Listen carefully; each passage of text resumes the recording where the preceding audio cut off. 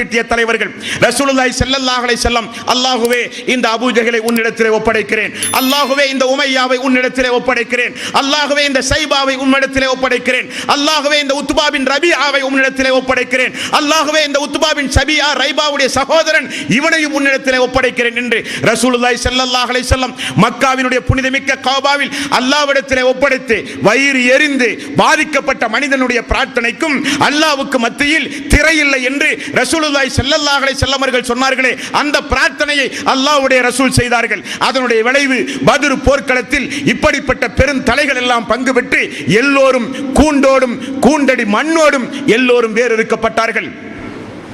பத்ர் போர்க்களத்தில் இறந்தது குறைஷிகளுடைய உடல் மட்டுமல்ல, அவர்களுடைய ஆணவம், அவர்களுடைய அகம்பாவம், அவர்களுடைய நயவஞ்சகத்தனம் எல்லாம் அந்த பத்ர் போர்க்களத்திலே புதைக்கப்பட்டது. வார்த்தைகளில் சிறந்தது அல்லாஹ்வினுடைய வார்த்தை என்றும்,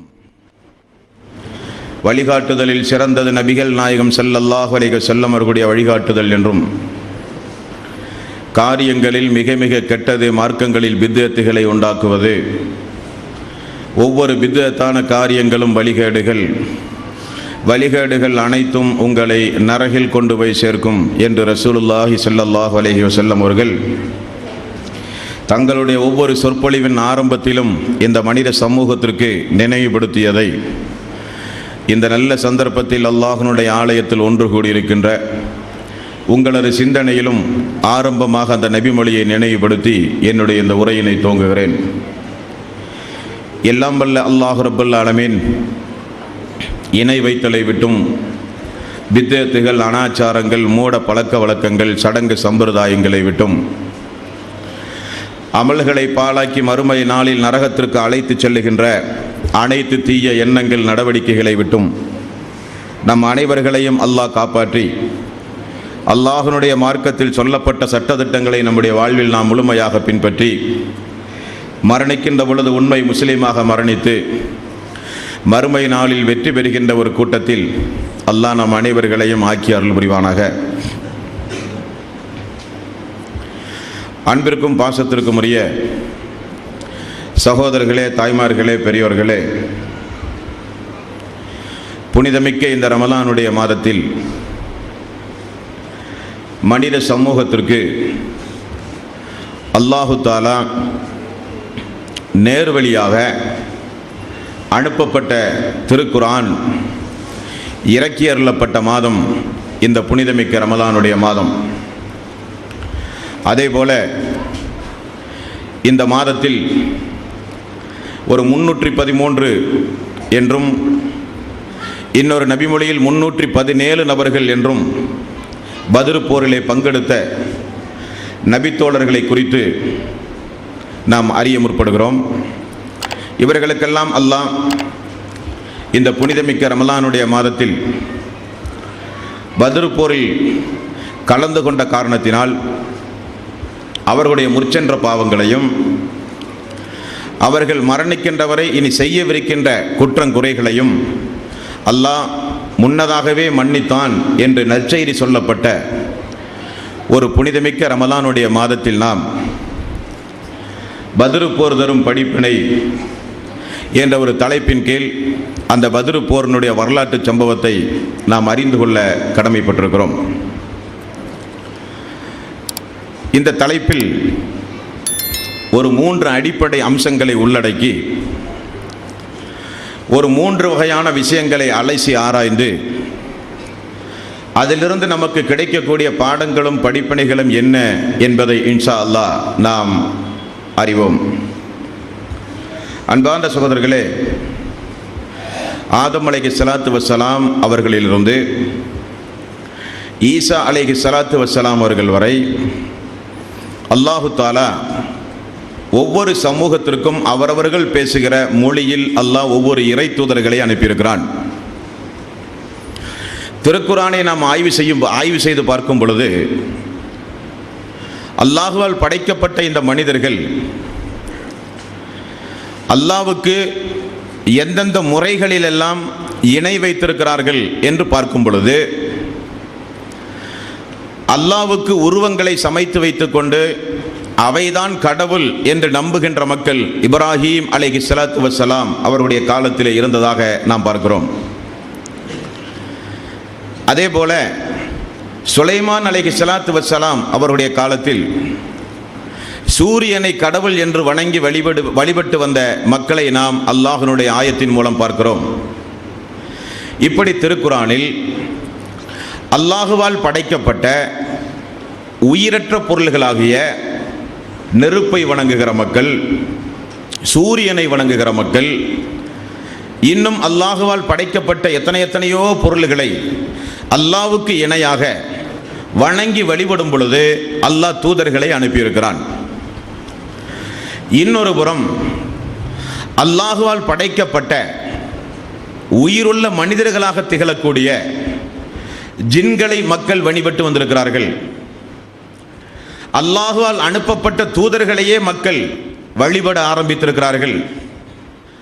சிறப்புக்குரிய வானவர்களை எல்லாம் மக்கள், மலக்குமார்களை எல்லாம் மக்கள் அல்லாஹ்வுக்கு இணையாக ஆக்கி வணக்க வழிபாட்டை செலுத்தியிருக்கிறார்கள்.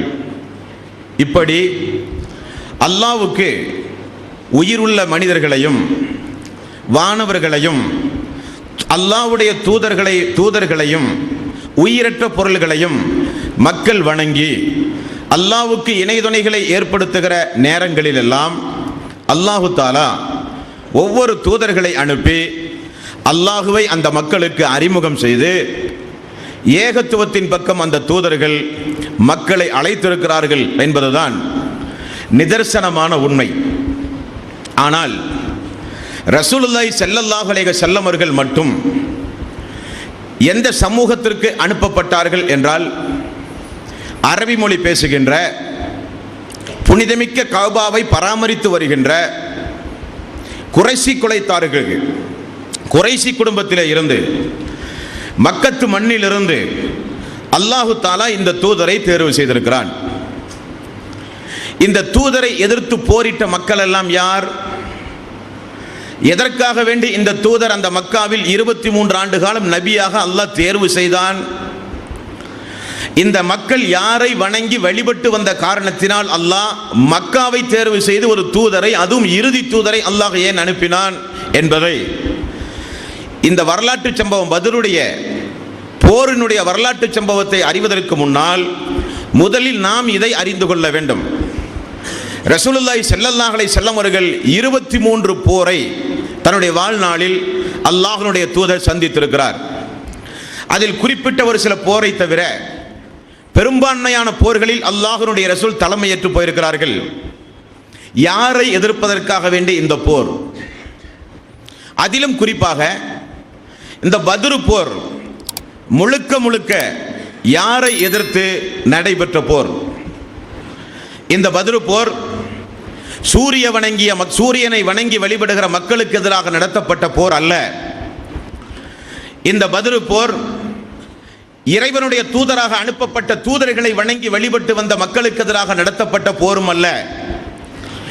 இந்த பத்ரு போர் மலக்குமார்களையோ ஜின்களையோ இறைவனுடைய தூதர்களையோ வணங்கி வழிபட்டு வந்த மக்களுக்கு எதிராக நடத்தப்பட்ட போரும் அல்ல.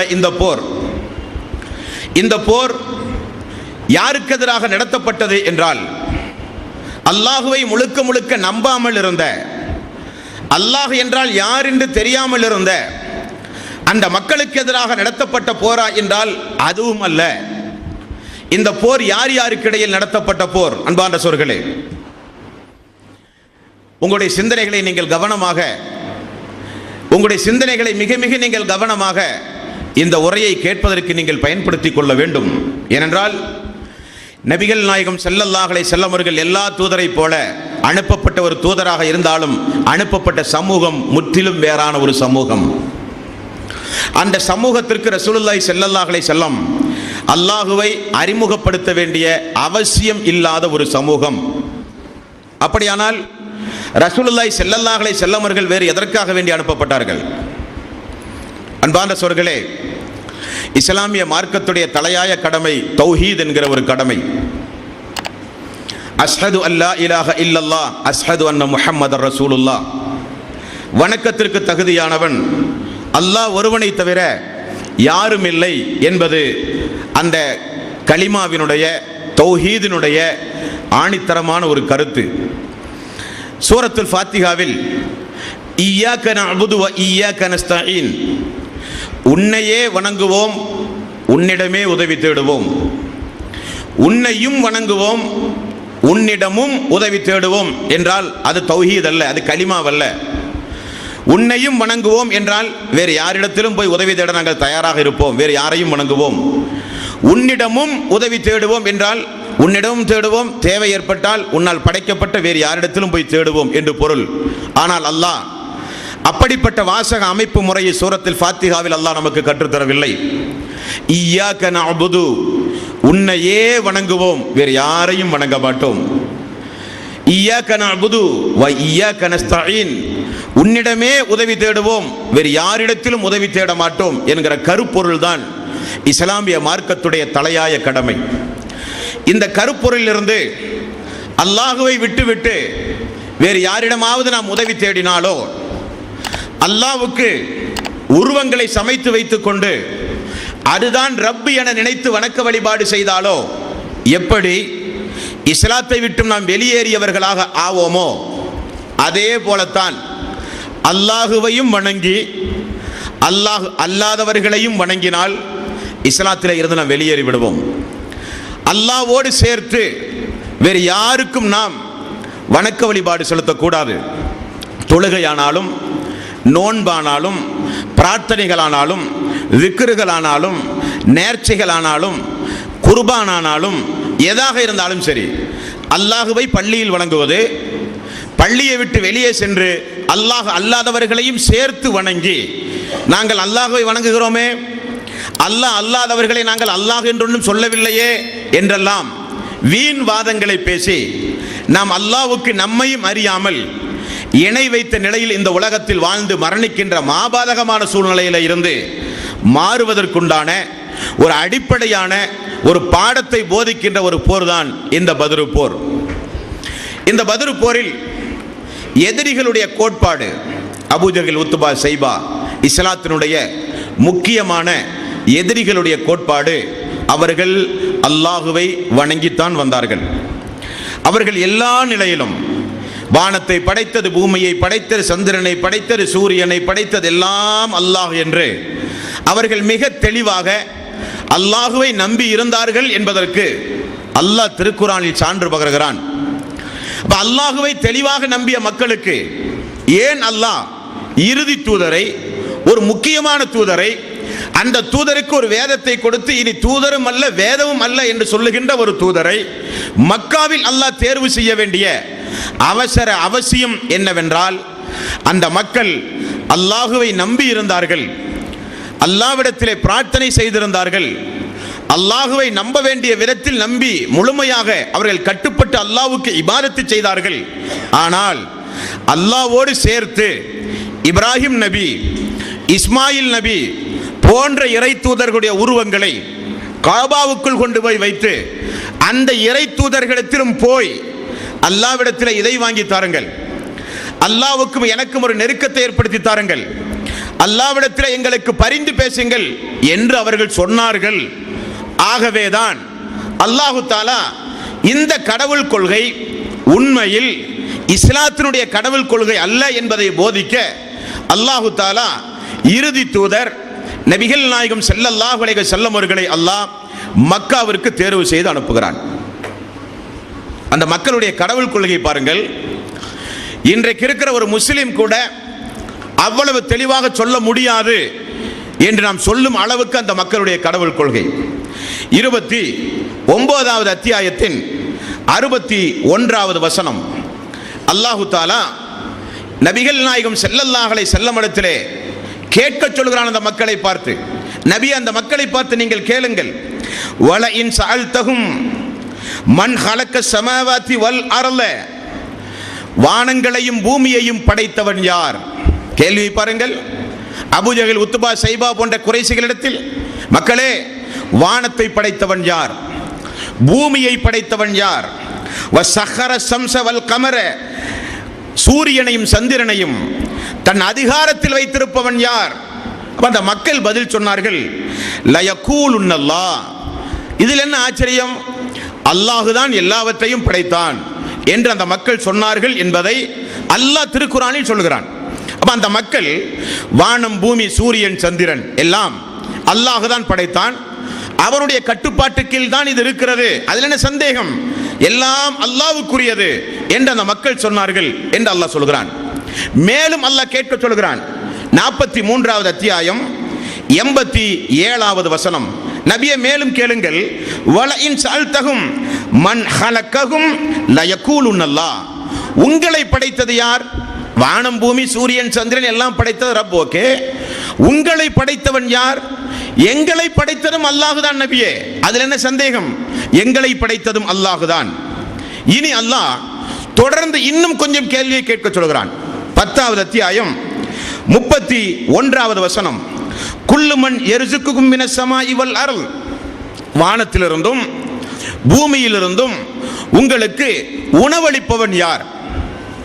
படைத்தவன் சரி, அதிகாரம் அவனுக்குரியது சரி, உங்களை படைத்தது அல்லாஹ், அதுவும் சரி. வானத்திலிருந்தும் பூமியிலிருந்தும் உங்களுக்கு ஆகாரங்களை தருகிறவன் யார்? அம்மன் யம்லிக்கு ஸம்அ வல் அப்சார வமை யுஹ்ரிஜுல் ஹய்ய மினல் மையித்தி வ யுஹ்ரிஜுல் மையித்த மினல் ஹய். உங்களுக்கு இந்த காதில் செவிப்புலனை தந்தானே அவன் யார்? இந்த கண்ணுக்கு பார்வை சக்தியை தந்தானே அவன் யார்? உங்களை மரணிக்க செய்கிறானே அவன் யார்? மரணித்த பிறகு மீண்டும் உங்களை உயிர்ப்பிக்கிறானே அவன் யார்? ஃபஸயகூலுனல்லாஹ்.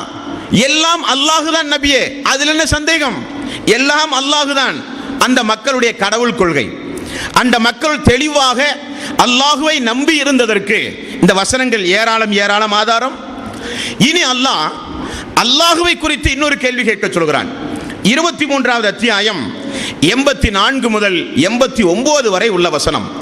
குல்லிமனில் அர்ள் வமன் ஃபீஹா இன் குன்தும் தஅலமூன். நீங்கள் அறிந்திருந்தால் இந்த பூமியில் உள்ளதெல்லாம் யாருக்கு சொந்தம்?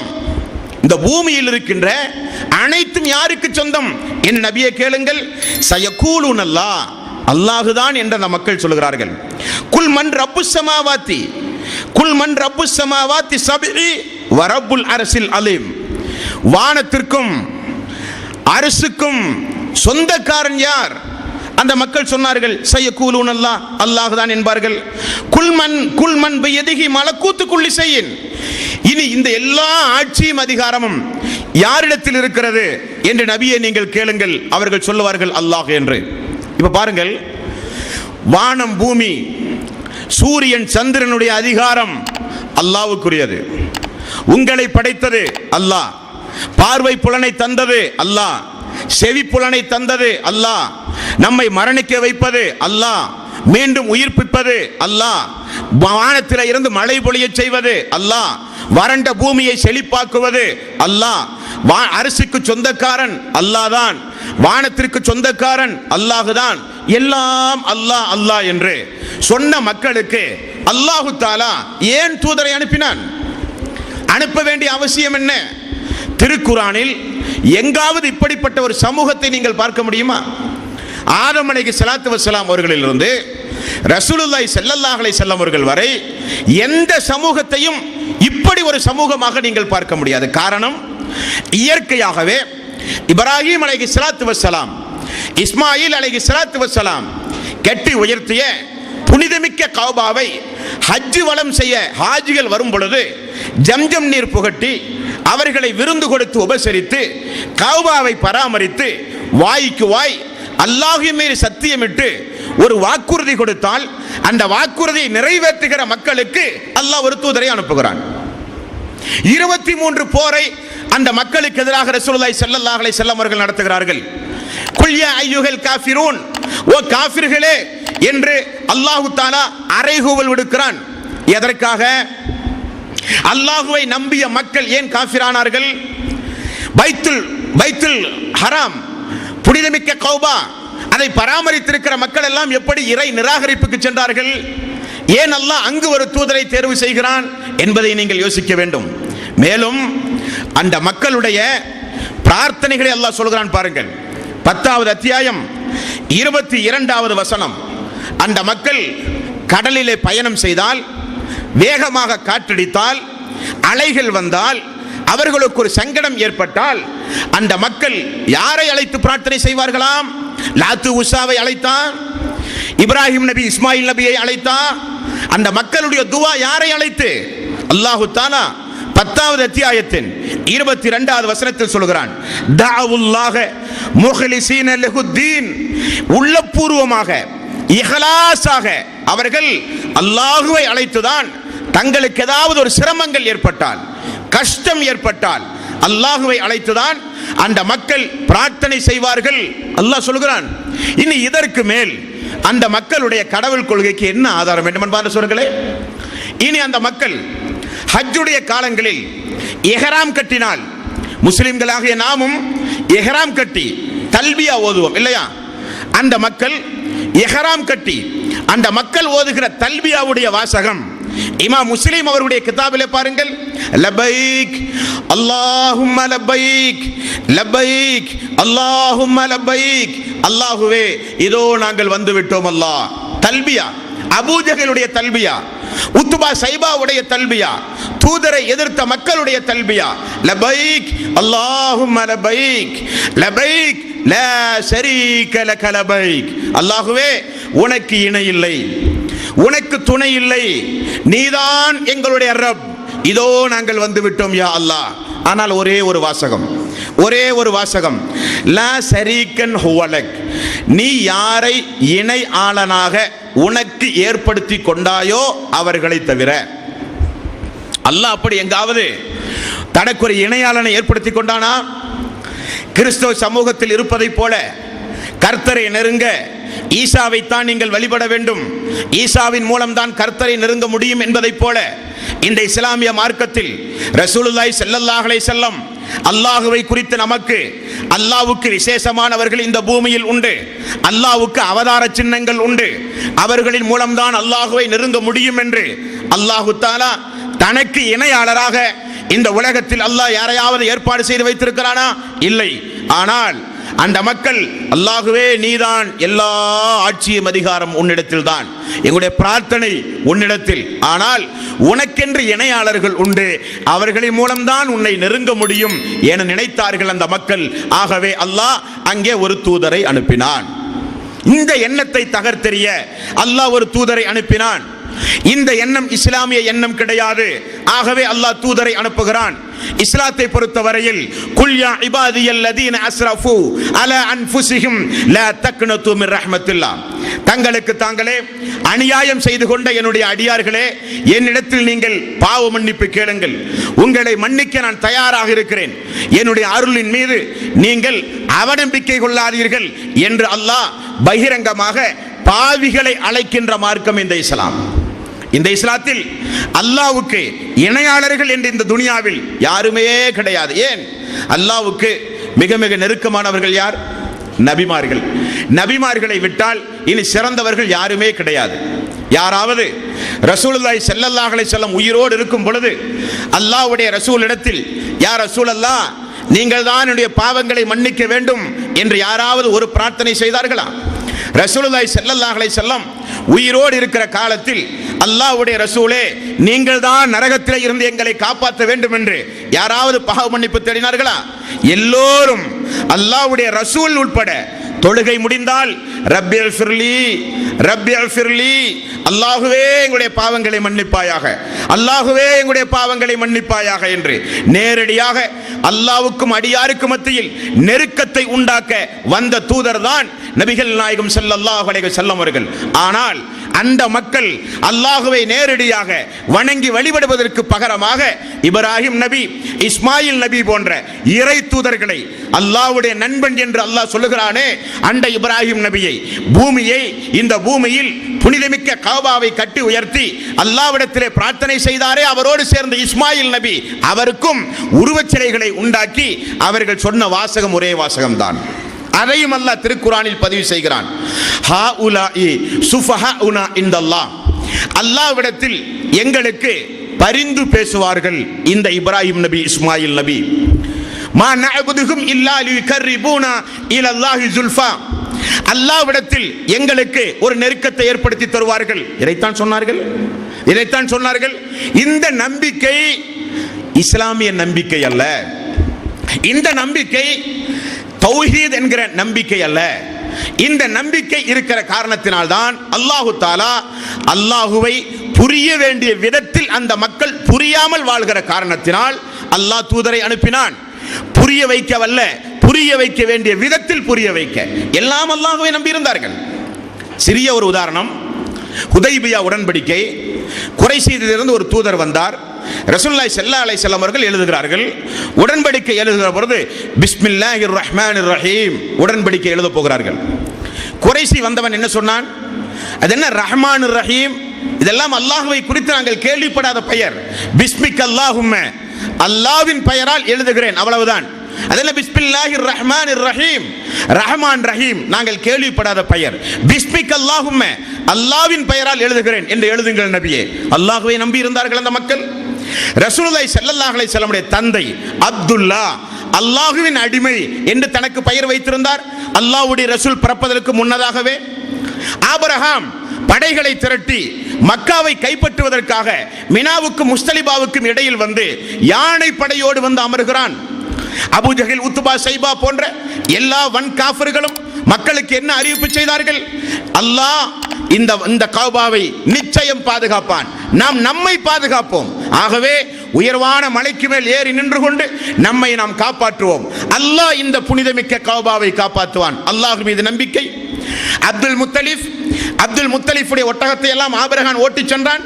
நேரடியாக ஆபிரகாம் இடத்திலே போனார். ஆபிரகாமுடைய வருகையை பார்த்து சமரசம் செய்யத்தான் வருகிறான் என, அபூ முத்தலிஃபுடைய வருகையை பார்த்து சமரசம் செய்யத்தான் வருகிறான் என ஆபிரகாம் நினைத்தார். அப்துல் முத்தலிஃப் போய் தெளிவாக சொன்னார், ஒட்டகமும் குதிரையும் என்னுடையது, ஓட்டி வந்ததாக நான் அறிகிறேன், அது என்னுடைய முதல், எனக்கு தருங்கள். அப்ப கஅபாவை அல்லாஹ் பார்த்துக் கொள்வான், அது அல்லாஹ்வுடையது. எவ்வளவு பெரிய நம்பிக்கை! இப்பொழுது இங்கே நபி இல்லை, ரசூலுல்லாஹி ஸல்லல்லாஹு அலைஹி வஸல்லம் அவர்கள் இன்னும் பிறக்கவே இல்லை. அதற்கு முன்னதாக நடந்த யானைப்படை சம்பவத்தில் நடக்கக்கூடிய ஒரு காரியம், அல்லாஹ் அபாபில் என்கிற பறவையின் மூலம் யானைப்படையை துரைத்தடித்த சம்பவத்தை திருக்குர்ஆனிலே பார்க்கிறீர்கள். அந்த மக்கள் முழுக்க முழுக்க அல்லாஹ்வை நம்பித்தான் இருந்தார்கள். பிறகு ஏன் அல்லாஹ் தூதரை அனுப்பினான் என்றால், இன்றைக்கு இருக்கிற பெரும்பான்மையான முஸ்லிம்களுடைய நம்பிக்கை எப்படி? வமா யுமினு அக்ஸருஹும் பில்லாஹி இல்லா வஹும் முஷ்ரிகூன். பெரும்பான்மையான மக்கள் ஈமான் கொண்டிருக்கிறார்கள், ஆனால் இணை வைத்தல் கலந்திருக்கிறது என்று அல்லாஹ் சொல்லுகிறானே, அப்படித்தான் அந்த மக்களுடைய வாழ்வு இருந்தது. அந்த மக்கள் தெளிவாக பிரார்த்தனை அல்லாஹ்விடத்திலே செய்த மக்கள், தல்பியா ஓதுகிற பொழுது அல்லாஹ்விடத்திலே துஆ செய்த மக்கள், தவாபின் பொழுது அல்லாஹ்வை அழைத்து பிரார்த்தனை செய்த மக்கள். ஒரு நம்பிக்கை அந்த மக்களுக்கு, இந்த உருவங்கள் அல்லாஹ்விடத்திலே நெருக்கத்தை ஏற்படுத்தி தரும், அல்லாஹ்விடத்திலே நமக்காக வேண்டி நமக்கு பரிந்து பேசும் என்கிற நம்பிக்கை.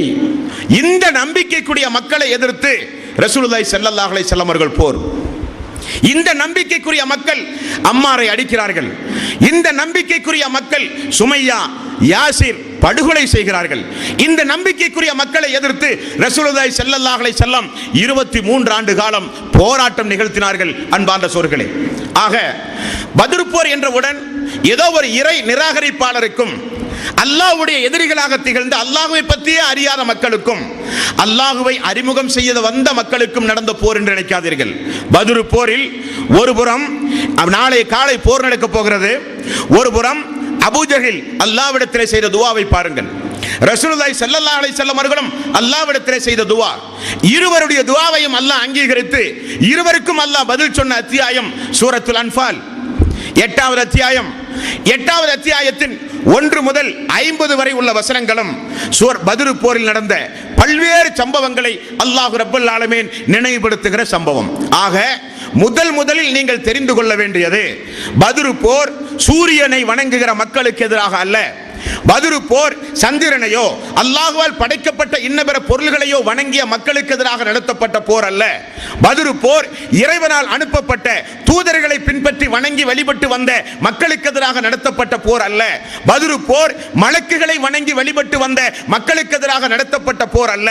இது இந்த பத்ர் போர் வானவர்களை வணங்கி வழிபட்டு வந்த, ஜின்களை வணங்கி வழிபட்டு வந்த, இன்னபிற பொருள்களை வணங்கி வழிபட்டு வந்த மக்களுக்கு எதிராக நடத்தப்பட்ட போர் அல்ல. பத்ர் போர் அல்லாஹ்வை நம்பி இருந்தார்கள், அல்லாஹ்வோடு சேர்த்து இறை நேசர்களையும் நம்பி இருந்தார்கள். இந்த கூட்டத்திற்கு எதிராகத்தான் போர். இது தௌஹீத் அல்ல, இது இஸ்லாம் அல்ல. இஸ்லாம் என்பது உங்களுடைய எல்லா வணக்கங்களையும் வழிபாடுகளையும் அல்லாஹ் ஒருவனுக்கு மட்டும்தான் செலுத்த வேண்டும். தூதருக்கு கட்டுப்பட வேண்டும், தூதருக்கு இபாதத்து செய்யக்கூடாது. ரசூலுல்லாஹி ஸல்லல்லாஹு அலைஹி வஸல்லம் அவர்களை நிற்க வைத்து ஒரு மனிதன் 2 ரக்காத்து தொழுதாலோ அப்பொழுதே இஸ்லாத்தில் இருந்து ஒரு மனிதன் வெளியேறி விடுவான். அல்லாஹ்வுடைய ரசூலுக்காக வேண்டி ஒரு மனிதன் நேர்ச்சை செய்து குர்பான் கொடுத்தாலோ அவன் இஸ்லாத்தை விட்டு அப்பொழுதே வெளியேறி விடுவான். காரணம், வணக்கங்கள், இபாதத்துகள், வணக்கங்கள், சொர்க்கத்திற்குரிய நல்ல நல்ல அமல்கள், இவைகளை அல்லாஹ் ஒருவனை தவிர யாருக்கும் செலுத்தக்கூடாது என்பது இஸ்லாமிய மார்க்கத்துடைய தலையாய கடமை. அந்த கடமையை புரிகிற விஷயத்தில் அந்த மக்கள் தவறிழைத்தார்கள். அல்லாஹ் அங்கே தூதரை அனுப்பினான். இதுதான் அந்த மக்களுடைய யதார்த்த நிலை. இதுதான் பத்ர் போர் நடக்கக்கூடிய அந்த களத்தில் இருக்கிற எதிரிகளுடைய நிலைப்பாடு, வணக்க வழிபாடு. இனி இரண்டாவது, இஸ்லாமிய மார்க்கத்தில் அல்லாஹு தஆலா இந்த பத்ர் போரை ஒரு பிரகடனமாகவே சொல்கிறான், உங்களுக்கு போர் செய்ய நான் அனுமதி தந்து விட்டேன் என்று. இனி அந்த போர் காலத்தில் அல்லாஹு தஆலா எதிரிகளை பிடியுங்கள், பிடரிகளை பார்த்து பார்த்து வெட்டுங்கள், கைதிகளை பிடியுங்கள், அவருடைய விரல் நுனிகளை எல்லாம் தரித்து விடுங்கள், அவர்களை விடாதீர்கள், துரத்தி துரத்தி வெட்டுங்கள் என்றெல்லாம் இந்த பத்ர் போர்க்களத்தில் அல்லாஹ் ஆயத்தை இறக்கினான். ஆயத்து உண்மைதான். இப்படிப்பட்ட ஆயத்துக்களை மட்டுமே எடுத்துக்கொண்டு இஸ்லாத்தை விரும்பாத நிறைய சகோதரர்கள், இஸ்லாம் வாளால் பரப்பப்பட்ட மார்க்கம், இஸ்லாம் மதத்தை பரப்புவதற்கு போர் செய்ய தூண்டுகிற மார்க்கம், இஸ்லாம் மனித நேயத்தை மதிக்க தெரியாத மார்க்கம், இஸ்லாம் மனித நேயத்தோடு விளையாடுகிற மார்க்கம் என்றெல்லாம் பேசுகிறார்கள். இப்படி திருக்குர்ஆனில் இருக்கின்ற இது போன்ற வசனங்களை எல்லாம் நீங்கள் எடுத்துவிட்டால் உங்களோடு நாங்கள் சமரசம் செய்ய தயார் என்று இந்த இந்தியாவில் இன்னும் உலகெங்கும் இஸ்லாத்தை விரும்பாத நிறைய சகோதரர்கள், இஸ்லாம் தீவிரவாதத்தை போதிக்கின்ற மார்க்கம், இஸ்லாம் பயங்கரவாதத்தை போதிக்கின்ற மார்க்கம், பாருங்கள் திருக்குர்ஆனில் இப்படிப்பட்ட வசனங்கள் எல்லாம் இடம்பெறுகிறது என்று சொல்லி பாமர மக்களிடத்திலே விஷமத்தனமான பிரச்சாரம் செய்வதையும் நாம் அறிவோம். அதற்கும் ஒரு சில விளக்கங்களை பத்ர் போருக்கு முன்னதாக நாம் தெரிந்து கொள்ள கடமைப்பட்டிருக்கிறோம். அன்பான சகோதரர்களே, ரசூலுல்லாஹி ஸல்லல்லாஹு அலைஹி வஸல்லம் நபியாக 23 வருட காலம் வாழ்ந்தார். மக்கா மாநகரில் 13 ஆண்டு காலம், மதீனா மாநகரில் 10 ஆண்டு காலம். ரசூலுல்லாஹி ஸல்லல்லாஹு அலைஹி வஸல்லம் அவர்களுக்கு போர் செய்ய அனுமதி கொடுக்கப்படுகிற ஆண்டு மதீனாவுக்கு சென்று 2 வருட காலம் பொறுத்து இந்த பத்ர் போர் நடக்கிறது. அப்போ மக்காவில் 13 ஆண்டு காலம், மதீனாவில் 2 ஆண்டு காலம், 15 ஆண்டு காலத்திற்கு பிறகு இறைவன் வசனத்தை இறக்கி உங்களுக்கு போர் செய்ய அனுமதி என்று சொல்லுகிறான். இந்த போர் செய்ய அனுமதியை அல்லாஹ் எந்த நேரத்தில், எப்பொழுது, எதற்காக, எந்த சூழ்நிலையில் அல்லாஹ் கொடுக்கிறான் என்பதை வரலாற்று பின்னணியோடு நீங்கள் பார்க்க வேண்டும். ஏதோ ரசூலுல்லாஹி ஸல்லல்லாஹு அலைஹி வஸல்லம் தான் இறை தூதர் என்று பிரகடனப்படுத்தின ஆரம்பத்திலேயே அந்த கொள்கையை ஏற்காத மக்களிடத்தில் போர் செய்து கட்டாயமாக மதமாற்றம் உண்டு பண்ணி இஸ்லாத்தை பலவந்தமாக வாளை காண்பித்து மிரட்டி கத்தி முனையில் இந்த இஸ்லாத்தை ரசூலுல்லாஹி ஸல்லல்லாஹு அலைஹி வஸல்லம் அவர்கள் பரப்பினார்கள் என்று வரலாற்றை படிக்காமல், யதார்த்தத்தை புரியாமல், இஸ்லாத்தின் மீது தப்புந்தவருமான பிரச்சாரத்தில் ஈடுபடுகிற அன்பர்களுக்கும் சேர்த்து நான் சொல்கிறேன், ரசூலுல்லாஹி ஸல்லல்லாஹு அலைஹி வஸல்லம் 15 ஆண்டு காலம் இந்த பிரச்சாரத்தை மேற்கொண்டார். எந்த பிரச்சாரம்? அஷ்ஹது அல்லா இலாஹ இல்லல்லாஹ், வணக்கத்திற்கு தகுதியானவன் அல்லாஹ் ஒருவனை தவிர யாரும் இல்லை என்கிற பிரச்சாரம். தொடர்ந்து இந்த உரையில் நீங்கள் கேட்டிருப்பீர்கள், இந்த கொள்கையை பின்பற்றிய சுமையா என்கிற ஒரு பெண்ணை மக்காவில் வைத்து ஒரு பெண் என்று கூட பாராமல் எல்லோரும் சேர்ந்து அன்றைக்கு இருக்கிற மக்கத்து மக்கள் ஈட்டியை எடுத்து அம்மாவினுடைய வயிற்றில் புகுத்தி படுகொலை செய்த சம்பவம் வரலாற்றில் நிதர்சனமானது, சத்தியமானது, உண்மையானது. இப்ப இந்த இறைத்தூதர் தான் சொன்ன கொள்கையை பின்பற்றிய ஒரு பெண்ணுக்கு இப்படிப்பட்ட ஒரு அநியாயம் மக்காவில் நடந்திருக்கிறது. ஆகவே இந்த கொள்கை யாரெல்லாம் பின்பற்றினீர்களோ எல்லோரும் வாளை ஏந்தி அவர்களுக்கு எதிராக போர் செய்து வேண்டுமானால் வாளுங்கள், இல்லாவிட்டால் நீங்கள் உங்களை மாய்த்துக் கொள்ளுங்கள் என்று ரசூலுல்லாஹி ஸல்லல்லாஹு அலைஹி வஸல்லம் போர் பிரகடனம் செய்தார்களா என்றால் இல்லை. தன்னுடைய மார்க்கத்தை தன்னை ஏற்றுக்கொண்ட ஒரு பெண் மக்கத்து பெருவீதியில் தன்னுடைய உயிரை மாய்த்திருக்கிறாள் என்பதற்காக அல்லாஹு தஆலா தூதருக்கு வசனத்தை இறக்கி இந்த கொடுமைக்கு எதிராக போர் செய்யுங்கள் என்று அல்லாஹ் ஆயத்தை இறக்கினானா என்றால் இல்லை. அடுத்தது ஒரே குடும்பத்தில் இருக்கிற அவருடைய கணவன் அம்மாருடைய தந்தை யாசிர் அதே மக்கத்து பெரு வீதியில் மீண்டும் ஒரு படுகொலைக்கு ஆளாக்கப்படுகிறார். 2 உயிர் அல்லாஹ்வுக்காக வேண்டி ஒரு மார்க்கத்தை ஒரு கொள்கையை தன்னுடைய வாழ்வில் பின்பற்றினார்கள் என்பதற்காக வேண்டி 2 உயிர் மக்காவில் அல்லாஹ்வுடைய மார்க்கத்திற்காக வேண்டி கொடுக்கப்பட்டது என்றால் அது சுமையா, யாசிர். 2வது உயிர் படிக்கப்பட்டது தூதருடைய கண் எதிரே. அந்த தூதருடைய நடவடிக்கை என்ன? அந்த தூதர் இறைவனிடத்தில் என்ன பிரார்த்தனை செய்தார்? இறைவன் அப்பொழுதாவது அவருடைய பிடை நரம்பை வெட்டுங்கள், அவர்களை கைதியாக பிடியுங்கள், அவருக்கு எதிராக போர் செய்யுங்கள் என்று அல்லாஹு தஆலா ஆயத்தை இறக்கினானா? இல்லை. அதே குடும்பத்தை சார்ந்த அம்மார் ரலியல்லாஹு அன்ஹு அவருடைய மகன் வீதிகளில் தினசரி 10 வருட காலம் சொல்லனா துன்பத்தை அனுபவித்தாரே அல்லாஹு தஆலா அப்பொழுது அவர் இந்த வசனத்தை இறக்கி போர் செய்ய மக்களை தூண்டினானா என்றால் இல்லை. தன்னுடைய கொள்கையை காப்பாற்ற உலக வரலாற்றில் எங்கும் நீங்கள் பார்க்க முடியாது. தன்னுடைய கொள்கையை காப்பாற்ற, தன்னுடைய மார்க்கத்தை காப்பாற்ற, தான் ஏற்றிருக்கின்ற இஸ்லாத்தை காப்பாற்ற மக்கள் எல்லாம் குடிபெயர்ந்து தொல்லை தாங்காமல் வேதனை தாங்காமல் அபிசீனியாவுக்கு பயணம் செய்த ஒரு கொடுமை இருக்கிறது. அந்த கொடுமைக்கு பிறகாவது அல்லாஹு தஆலா போர் செய்ய தூண்டுகின்ற வசனத்தை இறக்கினான அன்பர்களே? இல்லை. இனி இந்த தூதர் மக்காவில் கடுமையான எதிர்ப்பு, தன்னை கொலை செய்ய வருகிற அளவுக்கு மக்கள் துணிந்தார்கள் என்பதை புரிந்து இந்த தூதர் தாயிஃபுக்கு செல்கிறார். மக்கள் ஓட ஓட விரட்டி விரட்டி அடித்தார்கள் ஒரு இறை தூதரை. இறைவன் அப்பொழுதாவது மக்கள் அடித்துக் கொண்டால் கூட பரவாயில்லை, தன்னுடைய தூதரை ஓட ஓட அடித்தார்களே என்பதற்காக இறைவன் இந்த மனித சமூகத்திற்கு தூதருக்கு வேதத்தின் மூலம் போர் செய்ய அல்லாஹ் அனுமதி கொடுத்தான் அன்பர்களே? இல்லை. இந்த மக்களை வருடக்கணக்கில் அபு தாலிப் கணுவாயில் சமூக பகிஷ்காரம் செய்து பொருளாதார தடை விதித்து உணவு கொடுக்காமல் சித்திரவதை செய்தார்களே, அப்பொழுதாவது பொறுத்தது போதும், நீங்கள் பொங்கி எழுங்கள், உங்களுக்கு போர் செய்ய அனுமதி என்று அல்லாஹு தஆலா வசனங்களை இறக்கினான் நண்பர்களே? இல்லை. இறுதியாக எல்லோரும் மதீனாவுக்கு குடிபெயர்ந்தார்கள். சொந்த ஊரை விட்டுவிட்டு எல்லா பொருளாதாரத்தையும் பாவிகளுடைய கையில் கொடுத்து, உங்களுடைய பொருளாதாரத்தை எடுத்துக்கொண்டு செல்லக்கூடாது, போறவர்கள் வேண்டுமானால் போய்க் கொள்ளுங்கள் என்று பிரகடனம் செய்தார்கள்.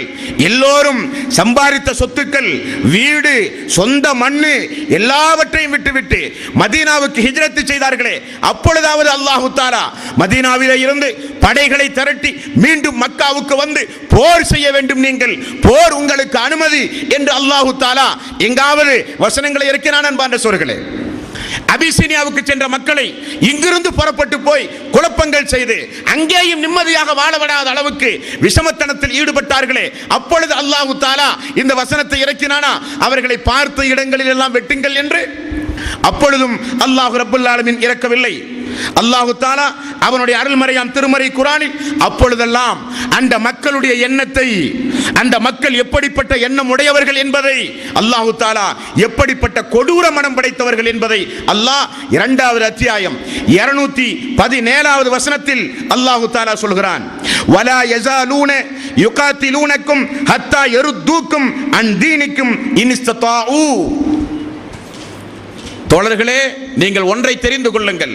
இந்த மக்காவில் வாழ்கிறார்களே இவர்கள் வலிமை இருந்தால், தேவை ஏற்பட்டால் மார்க்கத்தில் இருந்து உங்களை திருப்பி அனுப்பும் வரை உங்களிடத்தில் அவர்கள் போர் செய்ய தயாராக இருக்கிறார்கள். அல்லாஹ் பட்டவர்த்தனமாக சொல்கிறான் அவருடைய மனோநிலையை. பட்டவர்த்தனமாக அல்லாஹ் வெளிச்சம் போட்டு காட்டுகிறான் அவருடைய மனோநிலையை. அவர்கள் தேவை ஏற்பட்டால் போர் செய்து இஸ்லாத்திலே இருந்து உங்களை திரும்ப எடுக்க அவர்கள் எல்லா முஸ்லிம்களும் அவர்கள் எடுக்க தயார் என்று அல்லாஹ் அவர்களை குறித்து சொல்கிறான். இனி இவ்வளவு கொடுமைகள் 1 வருடம் அல்ல, 5 வருடம் அல்ல, 10 வருடம், 13 வருடம், 15 வருடம் தொடர்ந்து இந்த பாவிகள் தொல்லைகள் சொல்லனா துன்பங்களை கொடுத்தார்கள். அப்பொழுதெல்லாம் ரசூலுல்லாஹி ஸல்லல்லாஹு அலைஹி வஸல்லம் அந்த மக்களுக்கு எதை சொல்லி போதித்தார்கள்? பொறுமையாளரோடு அல்லாஹ் இருக்கிறான். இவைகளெல்லாம் முற்சென்ற சமூகத்திற்கு ஏற்பட்ட சோதனைகள் தான். சோதனைகளை தாங்குங்கள், உறுதியான ஈமானோடு இருங்கள், முழு பொறுப்பையும் அல்லாஹ்விடத்திலே ஒப்படைங்கள், இறைவன் அவர்களை பார்த்துக் கொள்வான். 15 வருட காலம் ஒரு இறை தூதர் போதித்தார். இவரா மனித நேயத்திற்கு எதிரானவர்? இவரா மனித நேயத்தை மதிக்க தெரியாதவர்? இவரா வாள் முனையின் மூலம் இஸ்லாமிய மார்க்கத்தை பரப்ப துடிக்குகிறவர்? இவரா? அல்லாஹு தாலா அவனுடைய அருள்மறையாம் திருமறை குர்ஆனில் அவர்களுக்கு எப்படிப்பட்ட அவகாசங்களை அல்லாஹு தாலா வழங்கினான் என்பதை 86வது அத்தியாயம் 17வது வசனத்தில் அல்லாஹ் சொல்கிறான். நபியே, அவர்களுக்கு நீங்கள் தொடர்ந்து அவகாசம் அளித்துக் கொண்டே இருங்கள். எப்படிப்பட்ட அவகாசம்? அவர்களுக்கு மென்மேலும் நீங்கள் அவகாசம் கொடுத்துக் கொண்டே இருங்கள். ஃபமஹிலில் காஃபிரீன அம்ஹில்ஹும் ருவைதா. நிராகரிப்பாளர்களுக்கு அவகாசம் அளியுங்கள், மென்மேலும் அவர்களுக்கு நீங்கள் அவகாசம் அளியுங்கள். இதுதான் 15 வருட காலம் அல்லாஹ்வுடைய போதனை, அல்லாஹ்வுடைய வேதத்தினுடைய டைரக்ஷன், தூதருக்கு அல்லாஹ்வுடைய அறிவிப்பு. இதுதான் 15 ஆண்டு காலம். அன்பார்ந்த சகோதரர்களே, இனி மதீனாவுக்கு சென்றார்கள். மதீனாவுக்கு சென்று மதீனாவிலே வாழ்ந்து கொண்டிருக்கும் பொழுது மக்காவில் இருக்கிறவர்கள் மதீனாவுக்கு தான் சென்று போனார்களே, நம்முடைய ஊரில் எந்த தொல்லையும் இல்லையே என்று வெறுமனே இருந்தார்களா என்றால், இங்கிருந்து கொண்டு மக்காவில் இருந்து கொண்டு மதீனாவில் இருக்கிற அவுஸ் கஸ்ரஜ் என்கிற அன்சாரி தோழர்களுடைய கோத்திரத்துடைய தலைவர்களுக்கு இங்கிருந்து மிரட்டல் கடிதம். அவர்களுக்கு நீங்கள் தான் தஞ்சம் கொடுத்திருக்கிறீர்கள், நீங்கள் அவர்களுக்கு கொடுத்த அடைக்கலத்தை பின்வாங்காவிட்டால் நாங்கள் உங்களை எதிர்த்து போர் செய்வோம். குறைசிகள் மட்டும், நாங்கள் மட்டுமல்ல, யூதர்களிலே எத்துணை பிரிவுகள் இருக்கிறார்களோ எல்லோரையும் எங்களுக்கு பக்கபலமாக ஏற்படுத்தி கொண்டு நாங்கள் உங்களை அழிக்காமல் விட மாட்டோம் என்று மிரட்டல் இன்னொரு புறம். இந்த நிலையில் தான் மதீனாவினுடைய யதார்த்த சூழ்நிலை இருந்தது. அன்பார்ந்த சகோதரர்களே, இப்பொழுது ரசூலுல்லாஹி ஸல்லல்லாஹு அலைஹி வஸல்லம் அவர்களுக்கு ஒரு தகவல் வருகிறது. அபிசீனியாவில் இருந்து, சிரியாவிலே இருந்து அபு சுபியான் மிகப்பெரிய ஒரு வியாபார பொருளாதாரத்தோடு, வியாபார பொருளோடு அபு சுபியானுடைய படை வந்து கொண்டிருக்கிறது. மிகுந்த பொருள் செலவோடு ஒட்டுமொத்த மக்கத்து குறைசிகளுடைய பொருளாதாரமும் அந்த அபு சுபியானுடைய அந்த வியாபார கூட்டத்தில் தான் இருக்கிறது. ஒரு வருட காலத்தினுடைய வியாபார பொருள், ஒட்டுமொத்த குறைசி மக்களுடைய வியாபார பொருள். அபு சுபியானுடைய வியாபார பொருள் வந்த பிறகுதான் பண்டமாற்று முறையில் வியாபாரம் செய்து ஒரு வருடத்திற்குண்டான லாபத்தை பெற்றுக்கொண்டு இருந்து உண்பார்கள். இது அங்க இருக்கிற வியாபார நெறிமுறை. ரசூலுல்லாஹி ஸல்லல்லாஹு அலைஹி வஸல்லம் அவர்களுக்கு தகவல் வருகிறது. சிரியாவில இருந்து அபு சுபியான் வெறும் 40 நபர்களோடு ஆயிரக்கணக்கான ஒட்டகங்களில் மக்காவுக்கு வியாபார பொருளோடு வந்து கொண்டிருக்கிறார் என்கிற தகவல். அன்சாரி தோழர்கள், முஹாஜிர்கள் எல்லோரோடும் ரசூலுல்லாஹி ஸல்லல்லாஹு அலைஹி வஸல்லம் அபூ சுஃபியானுடைய படையை நாம் எப்படியாவது வழிமறிக்க வேண்டும் என்கிறார். இந்த இடத்தில் ஒரு விஷயத்தை உங்களுடைய கவனத்தில் பதிவு செய்து கொள்ள விரும்புகிறேன். பத்ர் போரை பொறுத்தவரையில் ரசூலுல்லாஹி ஸல்லல்லாஹு அலைஹி வஸல்லம் மதீனாவிலே இருந்து கிளம்பும் பொழுது போர் செய்கிற நோக்கத்தோடு கிளம்பவில்லை.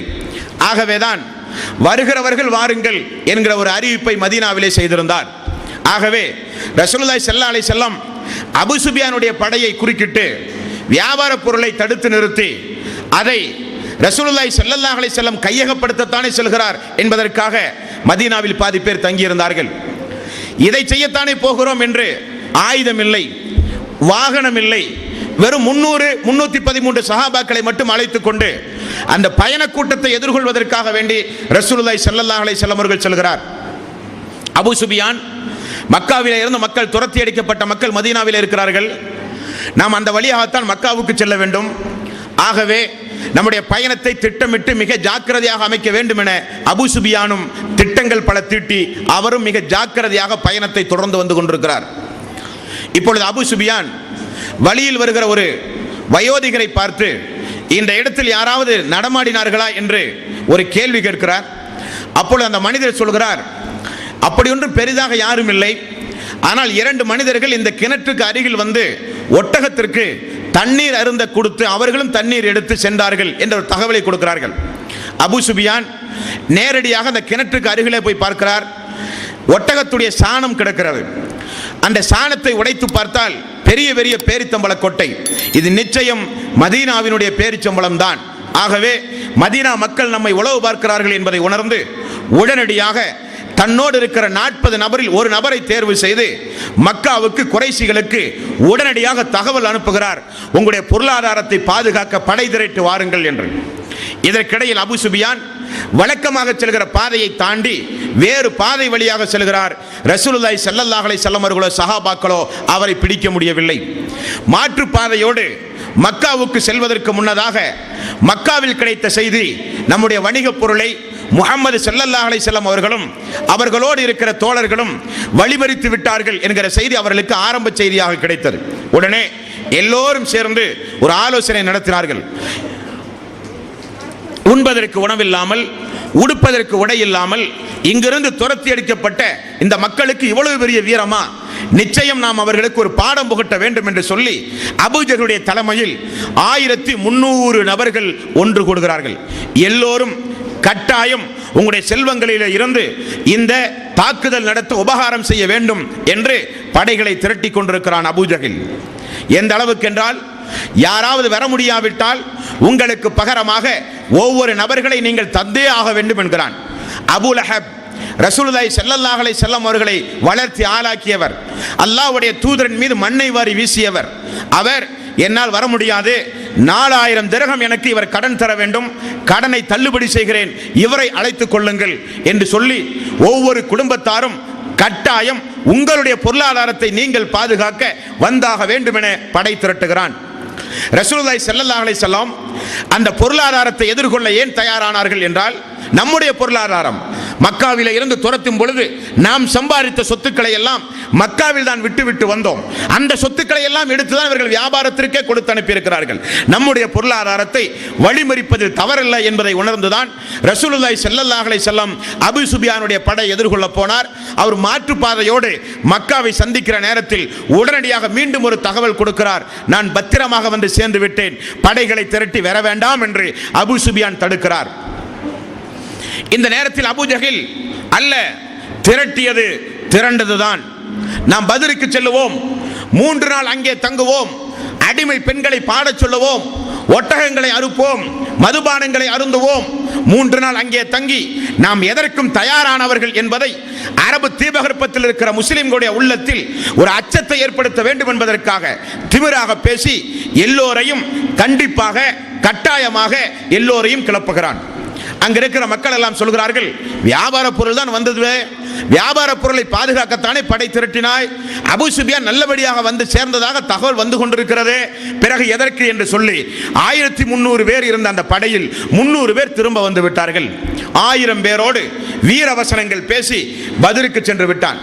திரும்புகிற வழியில் ரசூலுல்லாஹி ஸல்லல்லாஹு அலைஹி வஸல்லம் அவர்களுக்கு செய்தி கிடைக்கிறது, அபூ சுபியான் பத்திரமாக போய் சேர்ந்து விட்டார், நாமும் திரும்பி விடுவோம் என்று. அல்லாஹ்வுடைய ரசூல் இருக்கிற நேரத்தில் அல்லாஹ்வுடைய ரசூலை எதிர்த்து பத்ர் என்கிற இடத்தை நோக்கி பெரிய படை பட்டாளத்தோடு அபூஜஹல் கிளம்பி விட்டான் என்கிற செய்தி கிடைக்கிறது.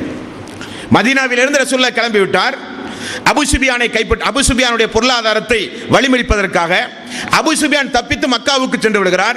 திரும்ப மதீனா செல்வதற்குள் பத்ர் போர் என்கிற இடத்தில் இப்படிப்பட்ட நபர்கள் எல்லாம் பெரிய அளவில் படை திரட்டி முஸ்லிம்களை பயமுறுத்த, வேறறுக்க, போர் தொடுக்க வந்தமர்ந்து கொண்டிருக்கிறார்கள் என்கிற செய்தி கிடைக்கிறது. ரசூலுல்லாஹி ஸல்லல்லாஹு அலைஹி வஸல்லம் அவர்களுக்கு இறக்கப்பட்ட அந்த ஆயத்தில் அல்லாஹ் ரப்பல் ஆலமீன் இப்பொழுது அல்லாஹு தஆலா அனுமதி வழங்குகிறான். பாருங்கள், இஸ்லாம் அல்லாஹ்வுடைய சகோதரர்கள் புரிந்து கொள்ள வேண்டும், இஸ்லாம் அல்லாஹ்வுடைய சகோதரர்கள் புரிந்து கொள்ள வேண்டும்.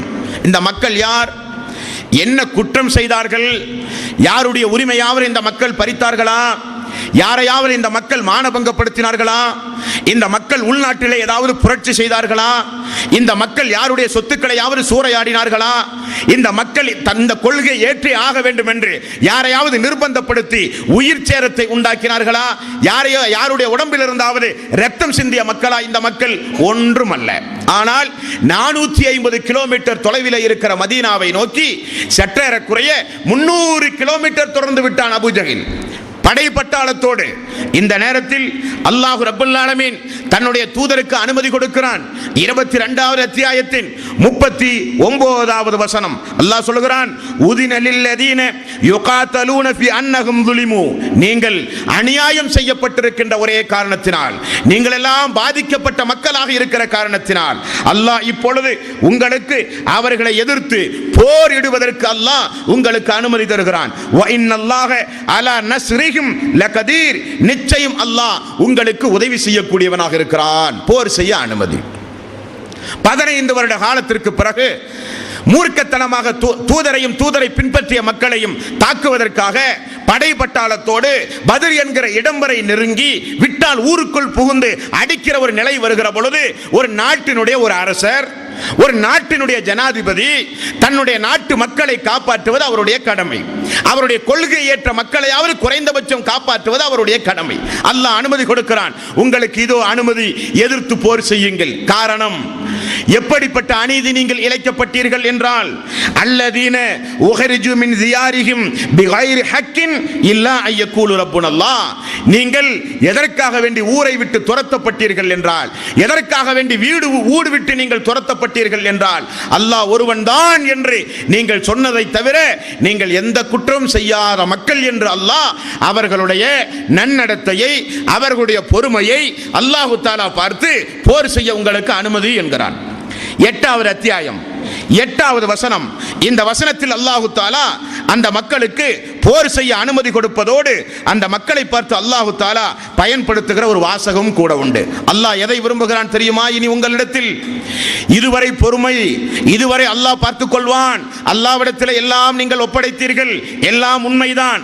ஆனால் அல்லாஹ் இனி உங்களிடத்தில் விரும்புவதெல்லாம் சூரத்துல் அன்ஃபால் 8வது அத்தியாயத்தின் 8வது வசனத்தில் அல்லாஹ் சொல்கிறான், லியுஹிக்கல் ஹக்க வ யுபித்துல் பாத்தில வலவ் கரிஹல் முஜ்ரிமூன். அல்லாஹ் குற்றவாளிகள் வெறுத்த போதிலும் சத்தியத்தை நிலைநாட்டவும் அசத்தியத்தை வேறறுக்கவுமே அல்லாஹ் விரும்புகிறான் என்று அல்லாஹு தஆலா அந்த மக்களுக்கு அனுமதி கொடுத்தான். அங்கிருந்து புறப்படுகிறான் அபூஜஹில். புறப்படுகிற அவனுடைய ஏற்பாட்டை அல்லாஹு தஆலா அவனுடைய அருள்மறையாம் திருமறை குர்ஆனில் 41வது அத்தியாயத்தின் 34வது வசனத்தில் அல்லாஹ் சொல்கிறான், வலா தஸ்தவில் ஹஸனத்து வல ஸய்யிஆ வல தஸ்தவில் ஹஸனத்து வல ஸய்யிஆ. நன்மையும் தீமையும் நிச்சயமாக சமமாக மாட்டாது. அவன் அநியாயக்காரன், அவன் மக்களுக்கு காண்பிக்கவே அவன் போர் செய்ய இதோ அவன் புறப்பட்டு வந்து விட்டான் என்று அல்லாஹு தஆலா தூதருக்கு வஹி மூலம் அல்லாஹ் அறிவித்தும் கொடுக்கிறான். அன்பார்ந்த சகோதரர்களே, இந்த நிலையில் இப்படி பத்ர் போருக்கு அவர்கள் பத்ர் என்கிற இடத்திற்கு வந்து விட்டார்கள். ரசூலுல்லாஹி ஸல்லல்லாஹு அலைஹி வஸல்லம் அபூ சுஃபியானுடைய வியாபார பொருளை வழிமறிப்பதற்காக வேண்டி வந்தார்கள். திடீரென அல்லாஹு தஆலா போர் செய்ய அனுமதி கொடுத்து விட்டான். போர் ஆயுதம் இல்லை. பாதி பேர் மதீனாவிலே இருக்கிறார்கள். இருக்கிற மனிதர்கள் 300, 313, 317 எல்லாம் ஹதீஸ்களில் இடம்பெறுகிறது. அவர்களை அமர வைத்து ரசூலுல்லாஹி ஸல்லல்லாஹு அலைஹி வஸல்லம் அந்த மக்களுக்கு அல்லாஹ்வுடைய ரசூல் ஒரு ஆலோசனை செய்கிறார். என்ன செய்யலாம் அடுத்த கட்டமாக? அடுத்த கட்டம் என்ன செய்யலாம்? மக்கள் முஹாஜிர்கள் சொல்கிறார்கள், யா ரசூலல்லாஹ், வந்ததுதான். அவர்கள் இவ்வளவு தூரம் 300 கிலோமீட்டர் அவர்கள் தொலைவு தூரத்தில் வந்து விட்டார்கள். அல்லாஹ்வுடைய நாட்டத்தின் அடிப்படையில் போர் செய்வோம். முஹாஜிர்கள் எல்லாம் ஒருமித்த கருத்து. அன்சாரிகள் 240 பேர்கள் இருந்தார்கள்.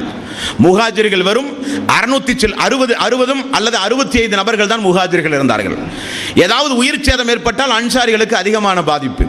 அன்சாரிகள் போர் செய்து பழக்கம் இல்லாதவர்கள், அன்சாரிகள் சாந்தமானவர்கள். ஆகவே ரசூலுல்லாஹி ஸல்லல்லாஹு அலைஹி வஸல்லம் அன்சாரிகளை அழைத்து அந்த மக்களிடத்தில் அல்லாஹ்வுடைய ரசூல் ஒரு மசூரா செய்கிறார்கள். என்ன மசூரா? என்ன செய்யலாம்? அடுத்த கட்டமாக நம்முடைய இலக்கு என்ன? அடுத்தது அல்லாஹ் ரப்பல் ஆலமீன் நம் இடத்தில் என்ன எதிர்பார்க்கிறான்? இப்படிப்பட்ட ஆலோசனையை ரசூலுல்லாஹி ஸல்லல்லாஹு அலைஹி வஸல்லம் அவர்கள் செய்து கொண்டிருந்தார்கள். அப்பொழுது அந்த நபித்தோழர்களில் மிக்தாத் இப்னு அம்ர் ரலியல்லாஹு அன்ஹு, இந்த மிக்தாத் இப்னு அம்ர் அன்சாரி தோழர்களில் உள்ள ஒருவர். சாத் இப்னு முஆதா இன்னொரு அன்சாரி தோழர் குழுவுடைய ஒரு தலைவர். 2 பேரும் எழுந்து ரசூலுல்லாஹி ஸல்லல்லாஹு அலைஹி வஸல்லம் அவர்களை பார்த்து அருமையான ஒரு உரை நிகழ்த்துகிறார்கள். யா ரசூலல்லாஹ், எங்களை பார்த்துதான் உங்களுடைய முழுக்க உங்களுடைய ஆலோசனையுடைய கவனம் திசை திரும்புகிறது. நாங்கள் சொர்க்கத்திற்காக வேண்டி உங்களை பின்பற்றிய மக்கள். எங்களிடமிருந்து எதை வேண்டுமானாலும் நீங்கள் எதிர்பார்க்கலாம். உங்களுடைய குதிரையை கடலில் செலுத்துங்கள் என்றாலும் செலுத்த தயாரானவர்கள் நாங்கள். ஏன், எதற்கு என்றெல்லாம் கேட்க மாட்டோம்.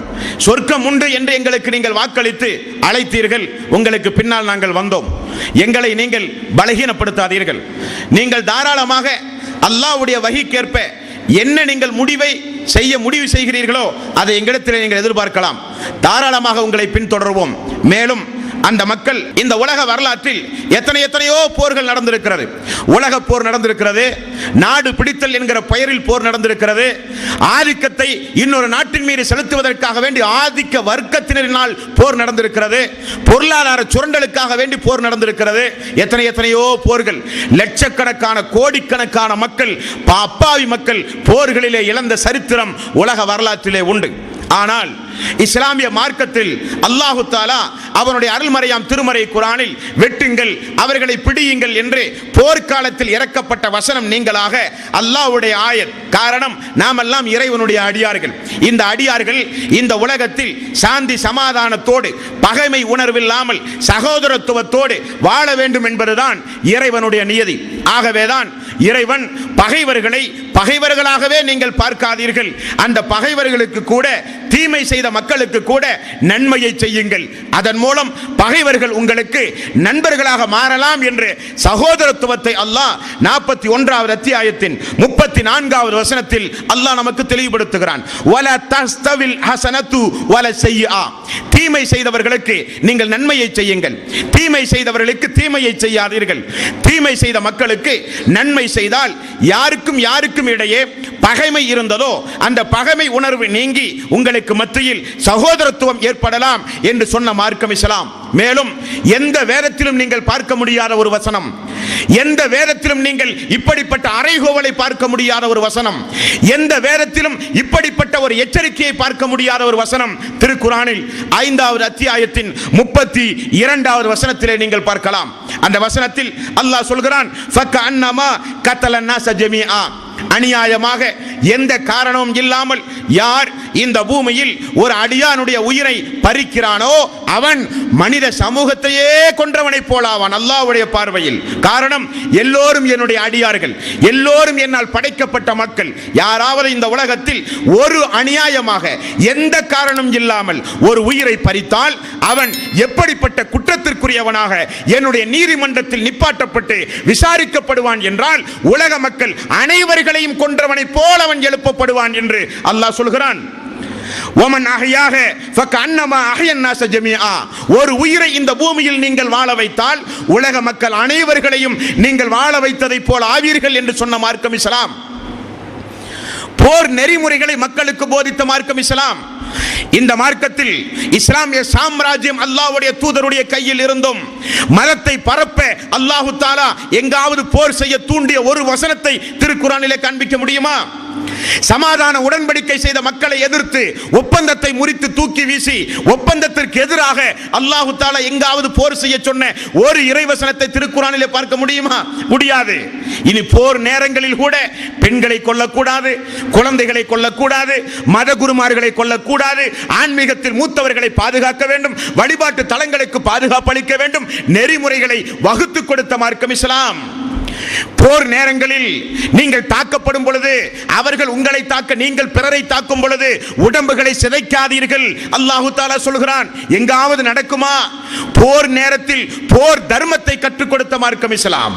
ஆகவேதான் இந்த இஸ்லாமிய மார்க்கத்தில் அல்லாஹு தஆலா அவனுடைய அருள்மறையாம் திருமறை குர்ஆனில் பல இடங்களிலும் அல்லாஹ் மதத்தை பரப்ப போர் செய்யாதீர்கள், சமாதானத்தை விரும்பி வருகிற மக்களை எதிர்த்து போர் செய்யாதீர்கள், ஒப்பந்தம் செய்தால் ஒப்பந்தத்திற்கு எதிராக நடவடிக்கைகளில் இறங்காதீர்கள், உங்களுடைய ஆட்சியின் கீழ் இஸ்லாம் அல்லாத யாராவது இருந்து அவர்கள் அநியாயமாக உங்களுடைய ஆட்சியின் கீழ் அவர்கள் கொலை செய்யப்பட்டு தண்டிக்கப்பட்டால் சொர்க்கத்துடைய வாசனையை கூட நீங்கள் நுகர முடியாது என்று சொன்ன மார்க்கம் இஸ்லாம்.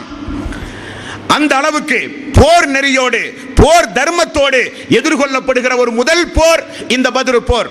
அது கூட ரசூலுல்லாஹி ஸல்லல்லாஹு அலைஹி வஸல்லம் அல்லாஹ்வுடைய ரசூல் அந்த அபூ சுஃபியானுடைய அந்த திட்டத்திற்கு பிறகு அல்லாஹ்வுடைய ரசூல் திரும்ப பயணமாகிற நேரத்தில் பத்ர் போர் வரை, பத்ர் என்கிற இடம் வரை அபூ ஜஹல் வந்து விட்டான் என்கிற செய்தி கிடைத்தவுடன் ரசூலுல்லாஹி ஸல்லல்லாஹு அலைஹி வஸல்லம் அவர்கள் இந்த நிலைக்கு ஆளானார்கள். அல்லாஹ்வும் அனுமதி கொடுத்தான்.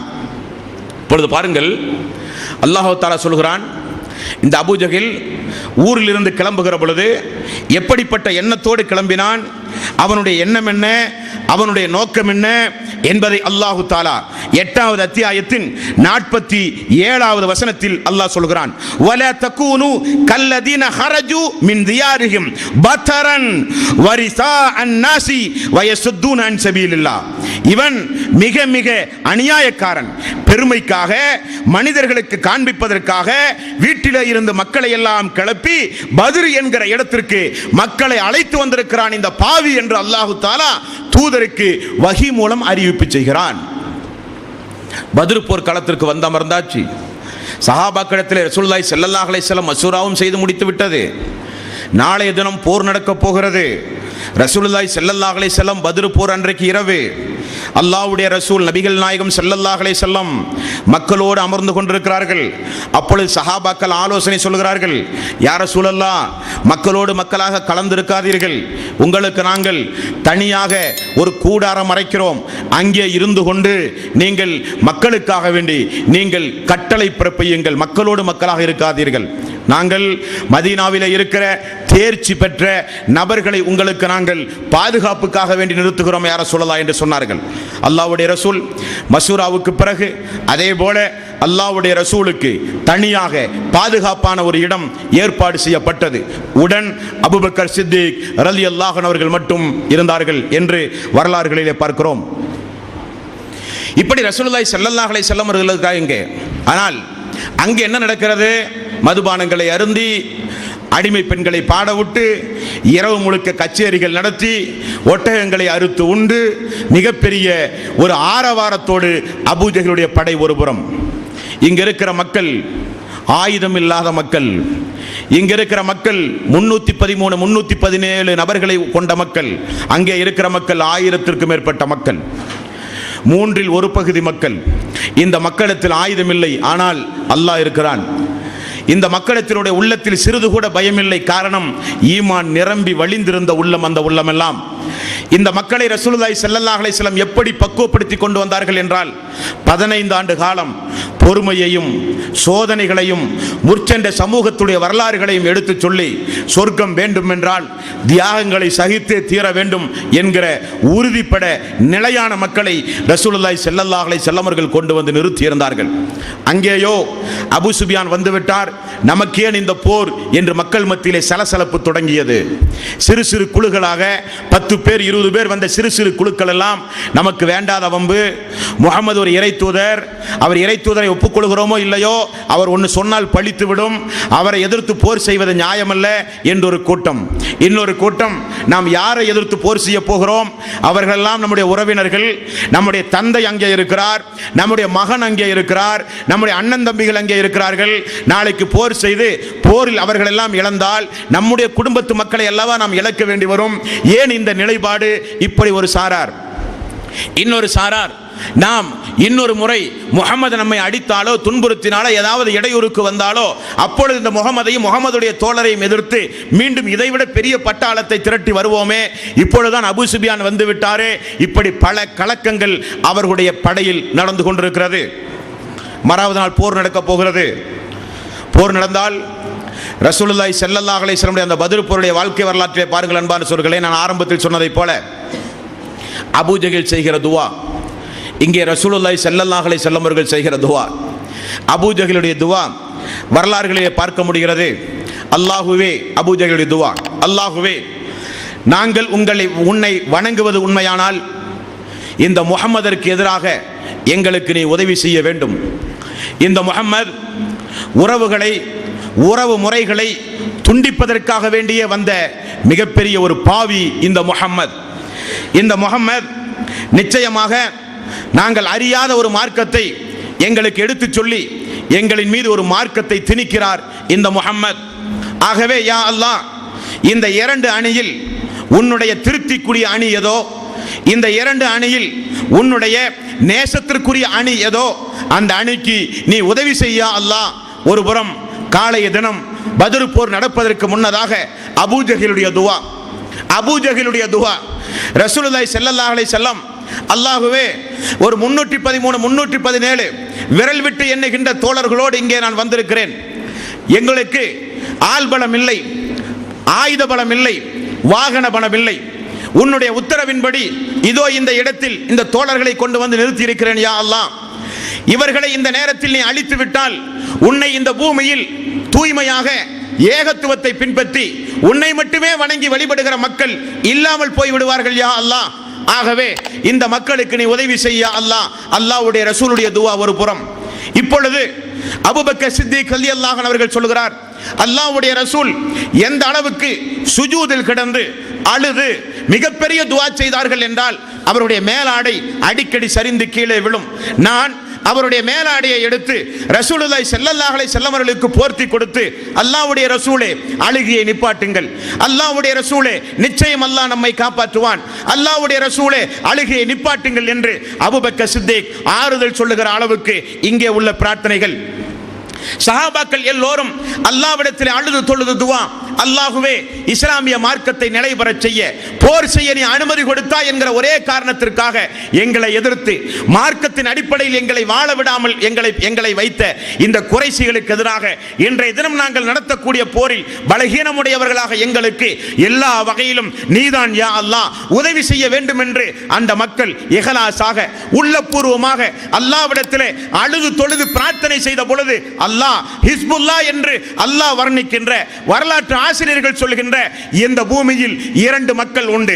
ஒன்று ஹிஸ்பு சைத்தான், சைத்தானுடைய படையினர்கள், இன்னொன்று ஹிஸ்புல்லாஹ் அல்லாஹ்வுடைய படை. அப்படி அல்லாஹ்வுடைய படையாக திகழ்கிற மக்கள் வெறும் 313 மக்கள் ஆயுதம் இல்லாமல் ஈமான் உறுதியோடு முழுக்க முழுக்க நம்மை நம்பி வந்திருக்கிறார்கள் என்பதற்காக வேண்டி அல்லாஹ் தன்னுடைய மிகப்பெரிய அருளை செலுத்துவதை எல்லா மக்களும் பார்த்து அதிர்ந்து போன ஒரு போர் இந்த பத்ர் போர். இந்த பத்ர் போரில் அல்லாஹு தஆலா அவன் செய்த அந்த துவா, அவன் அந்த அபூஜஹில் உத்பா ஷைபா அபூஜஹில் அல்லாஹ்விடத்திலே செய்த துவாவை அல்லாஹு தஆலா அவனுடைய திருக்குர்ஆன் 8வது அத்தியாயம் 19வது வசனத்தில் அல்லாஹு தஆலா சொல்கிறான், இன் தஸ்தஃப்திஹு ஃபக்கத் ஜாஅக்குமுல் ஃபத்ஹ். இறை நிராகரிப்பாளர்களே, வெற்றி வேண்டும் என்று என்னிடத்தில் நீங்கள் பிரார்த்திக்கிறீர்கள். அல்லாஹ்வுடைய வார்த்தையை பாருங்கள். இறை நிராகரிப்பாளர்களே, உங்களுக்கு நிச்சயம் ஒரு தீர்ப்பு வேண்டும், ஒரு முடிவு வேண்டும் என்று என்னிடத்தில் நீங்கள் பிரார்த்தனை செய்கிறீர்கள். வைன் தன்தஹு ஃபஹுவ கைருல் லக்கும். இங்கிருந்து நீங்கள் விலகிக் கொண்டால் அது உங்களுக்கு நல்லது. வைன் தஊது நஅது வலன் துஅனி அன்கும் ஃபியத்துக்கும் ஷையன் வலவ் கஸரத். இங்கிருந்து நீங்கள் விலகாமல் மூமின்களை எதிர்த்து நீங்கள் தயாரானால் உங்களை எதிர்த்து நான் தயாராவேன். அல்லாஹ்வுடைய எச்சரிக்கை, அல்லாஹ்வுடைய எச்சரிக்கை. உங்களை எதிர்த்து நான் தயாராவேன் என்று அல்லாஹு தஆலா ஒரு இறைவசனத்தை இறக்கினான். அல்லாஹ்வுடைய ரசூல் செய்த துஆவுக்கு அல்லாஹ் சொல்லுகிற பதில், அல்லாஹு தஆலா அவனுடைய அருள்மறையாம் திருமறை குர்ஆனில் அந்த மக்களுக்கு சொன்ன பதிலை அல்லாஹ் சொல்கிறான். 8வது அத்தியாயம் 43வது வசனம். இந்த வசனத்தில் அல்லாஹ்வுடைய ரசூலுக்கு அல்லாஹ் சொல்கிறான், நபியே, இந்த பத்ர் போர்க்களத்தில் நிச்சயமாக நான் உங்களுக்கு முதலில் செய்த ஒரு அருள் என்னவென்றால், 8வது அத்தியாயம் 43வது வசனம். அல்லாஹு தஆலா தூதர் தூங்குகிற பொழுது இரவு நேரத்தில் அந்த தூக்கத்தில் அல்லாஹ் என்ன செய்தான், 1000 பேர் கொண்ட அந்த படையை குறைந்த எண்ணிக்கையுடையவர்களாக காட்டி இந்த படையை பெரிய பிரம்மாண்டமான ஒரு படையாக தூதருடைய உள்ளத்தில் காட்டி தூதரை அல்லாஹ் முதலில் உறுதிப்படுத்திய சம்பவத்தை 8வது அத்தியாயம் 43வது வசனத்தில் அல்லாஹ் ரப்பல் ஆலமீன் சொல்கிறான். அல்லாஹ்வுடைய ரசூல் பிரார்த்தனை செய்கிறார். இந்த பிரார்த்தனைக்கு பிறகு அல்லாஹு தஆலா பதில் சொல்கிறான். 8வது அத்தியாயம் 9வது வசனம். ரசூலுல்லாஹி ஸல்லல்லாஹு அலைஹி வஸல்லம் சுஜூதிலே கிடந்தார். அல்லாஹ்வுடைய ரசூலை தலையை உயர்த்துங்கள் என்று சொல்லப்பட்டது. தலை உயர்த்தப்பட்ட பொழுது ரசூலுல்லாஹி ஸல்லல்லாஹு அலைஹி வஸல்லம், அபூபக்கரே, இதோ ஜிப்ரீல் அலைஹிஸ்ஸலாத்து வஸ்ஸலாம் போர் ஆயுதத்தோடு வெண்ணிற ஆடை அணிந்து இதோ போர் குதிரையின் மீது ஏறி அமர்ந்து இதோ வந்து கொண்டிருக்கிறார் என்று சொல்லி ரசூலுல்லாஹி ஸல்லல்லாஹு அலைஹி வஸல்லம் வசனத்தை ஓத ஆரம்பித்தார். 8வது அத்தியாயம் 9வது வசனம். இரு தஸ்தஈஸூன ரப்பக்கும் ஃபஸ்தஜாப லக்கும் அன்னி முமித்துக்கும் பி அல்ஃபின் மினல் மலாயிகத்தி முர்திஃபீன். நபியே, நீங்கள் அல்லாஹ்விடத்தில் உதவி தேடி அழைத்த பொழுது அல்லாஹ் உங்களுக்கு 1000 வானவர்களை அல்லாஹ் உங்களுக்கு இதோ இந்த பத்ர் போர்க்களத்தில் உங்களுக்கு உதவியாக அல்லாஹு தஆலா இதோ தந்திருக்கிறான் என்று அல்லாஹ் ரப்பல் ஆலமீன் தூதருக்கு சொல்கிறான். அந்த பத்ர் போர்க்களத்தில் வந்த அந்த வானவர்களுக்கு அல்லாஹ் போடுகிற கட்டளையையும் இங்கே நீங்கள் நினைவு கூற வேண்டும். அல்லாஹ் அந்த 1000 மலக்குமார்களுக்கு ஜிப்ரீலுக்கும் சேர்த்து அல்லாஹ் போட்ட கட்டளை, இது யூஹி ரப்புக இலல் மலாயிகத்தி, மலக்குமார்களுக்கு அல்லாஹ் ஒரு கட்டளையாக பிறப்பித்தான்.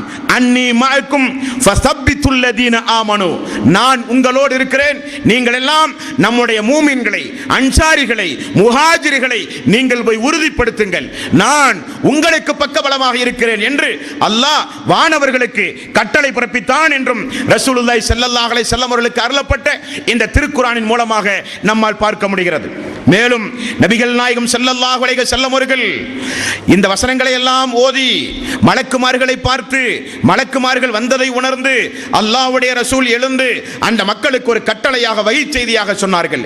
இந்த இடத்தில் நாளைக்கு நடக்கக்கூடிய போரில் இன்னார் கொல்லப்படுவார், இந்த இடத்தில் நாளைக்கு நடக்கப்படுகிற அதிகாலை பொழுதில் இன்னார் பழி தீர்க்கப்படுவார், இந்த இடத்தில் நாளைய தினம் நடக்கக்கூடிய போரில் இன்னார் வேறறுக்கப்படுவார் என்று ரசூலுல்லாஹி ஸல்லல்லாஹு அலைஹி வஸல்லம் வஹியின் ஏற்பாட்டின்படி மக்களுக்கு உத்தரவு பிறப்பித்தார்கள். மக்களுக்கு இந்த இறை செய்தி எல்லாம் மிகப்பெரிய ஒரு அருமருந்தாக இருந்தது. அல்லாஹ் நம்மை கைவிடவில்லை, அல்லாஹ் நிச்சயம் நம்மை கைவிடவில்லை.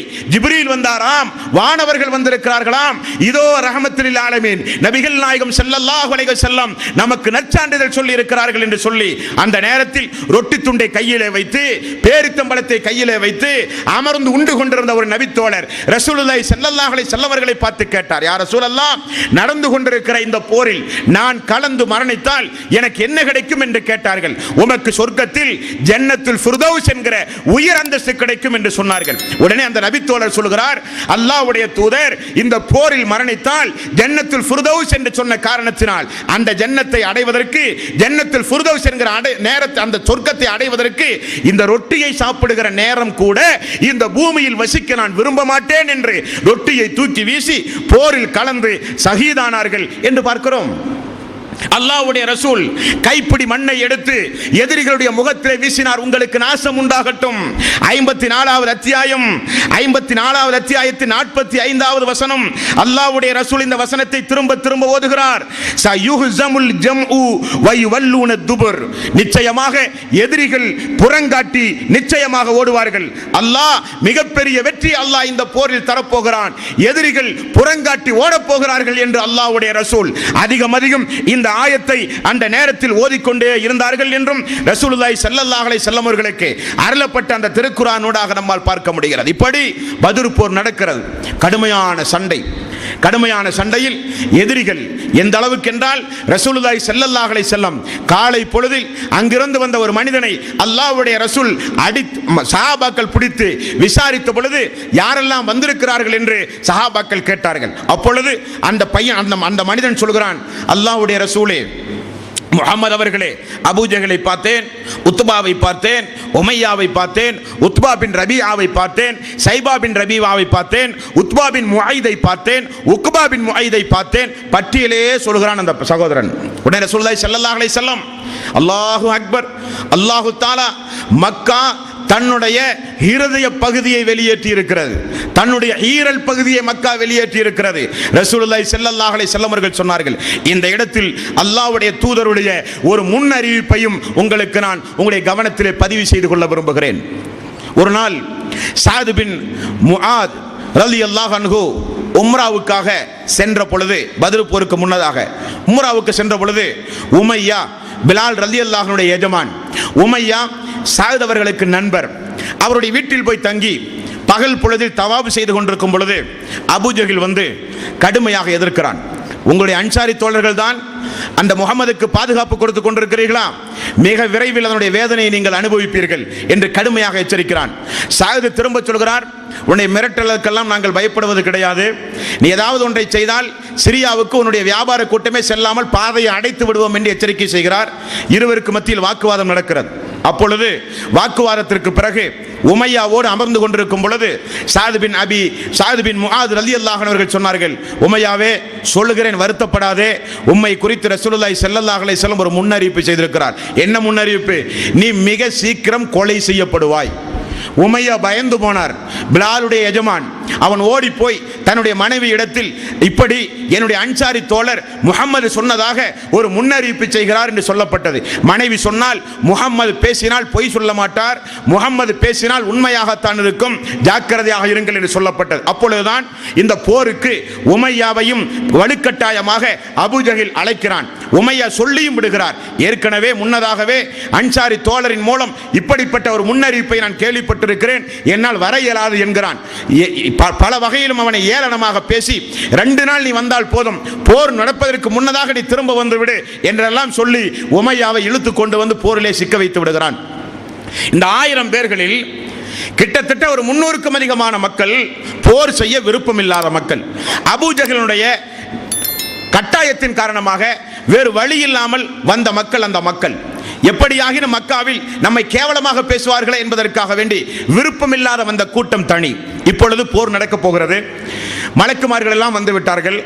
அல்லாஹ்வுடைய அணியில் தூதர்களுடைய அல்லாஹ்வுடைய ரசூல் உருவாக்கிய சஹாபாக்களுடைய அணியில் 313 பேர்களும் அங்கே 1000 நபர்களுமாக இருந்து போர் நடந்து கடுமையான தாக்குதலும் எதிர்த்தாக்குதலும் நடந்து அல்லாஹு தாலா மிகப்பெரிய வெற்றியை பத்ர் சஹாபாக்களுக்கு அல்லாஹ் கொடுத்து அல்லாஹு தாலா மிகப்பெரிய ஒரு நற்செய்தியையும் அல்லாஹ் சொன்னான். உங்களுடைய இனி வாழ்நாளில் நீங்கள் செய்ய போகிற பாவங்களை எல்லாம் நான் மன்னித்து விட்டேன் என்றும் அல்லாஹ் ரப்பல் ஆலமீன் ஒரு சுப செய்தி சொன்ன போர் தான் இந்த பத்ர் போர். இந்த பத்ர் போர்க்களத்தில் பத்ர் போர் முடிந்து நடந்த சம்பவம் நமக்கு பெரிய ஒரு பாடம், ஒரு படிப்பினை. அப்துர் ரஹ்மான் இப்னு அவுஃப் இவரும் உமையாவுக்கு ஆரம்பகால நண்பர். இந்த பத்ர் போர்க்களத்தில் உமையா கொல்லப்படாமல் கைதிகளாக பிடிக்கப்பட்டார். உமையாவும் உமையாவுடைய மகன் அலி இப்னு உமையா இருவரும் வாப்பாவும் மகனும் தந்தையும் மகனும் கைதியாக பிடிக்கப்பட்டார்கள். உமையா என்ன சொல்கிறார்?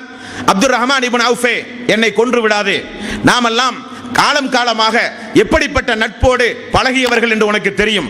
என்னிடத்தில் ஒட்டகம் உண்டு, குதிரைகள் உண்டு, செல்வங்கள் உண்டு, எல்லாம் உனக்கு நான் தருகிறேன், என்னை பத்திரமாக மதீனாவிலே வைத்து என்னை நீ பாதுகாத்தால் போதும் என்று பேசி அப்துர் ரஹ்மான் இப்னு அவுஃப் என்னுடைய அடிமையாக நீ இரு என்று பேசி அவரை அழைத்து வந்த ஒரு சம்பவம் பத்ர் போர்க்களத்திலே நடந்த ஒரு சம்பவம். ரசூலுல்லாஹி ஸல்லல்லாஹு அலைஹி வஸல்லம் எங்கு போர் நடந்தாலும் போர் முடிந்தவுடன் கிளம்ப மாட்டார். குறைந்தது 3 நாள் போர் நடந்த இடத்தில் அல்லாஹ்வுடைய ரசூல் இருப்பார்கள். அப்படி ரசூலுல்லாஹி ஸல்லல்லாஹு அலைஹி வஸல்லம் அந்த பத்ர் போர்க்களத்தில் இருக்கும் பொழுது இந்த சம்பவம் நடைபெறுகிறது. இந்த உமையா அப்துர் ரஹ்மான் இப்னு அவுஃபுடைய கையில் இருப்பதை பிலால் ரலியல்லாஹு அன்ஹு அவர்கள் பார்த்து விடுகிறார். காரணம், இந்த பிலால் ரலியல்லாஹு அன்ஹு அவர்களை சொல்லனா துன்பத்திற்கு ஆளாக்கியவன் இந்த உமையா.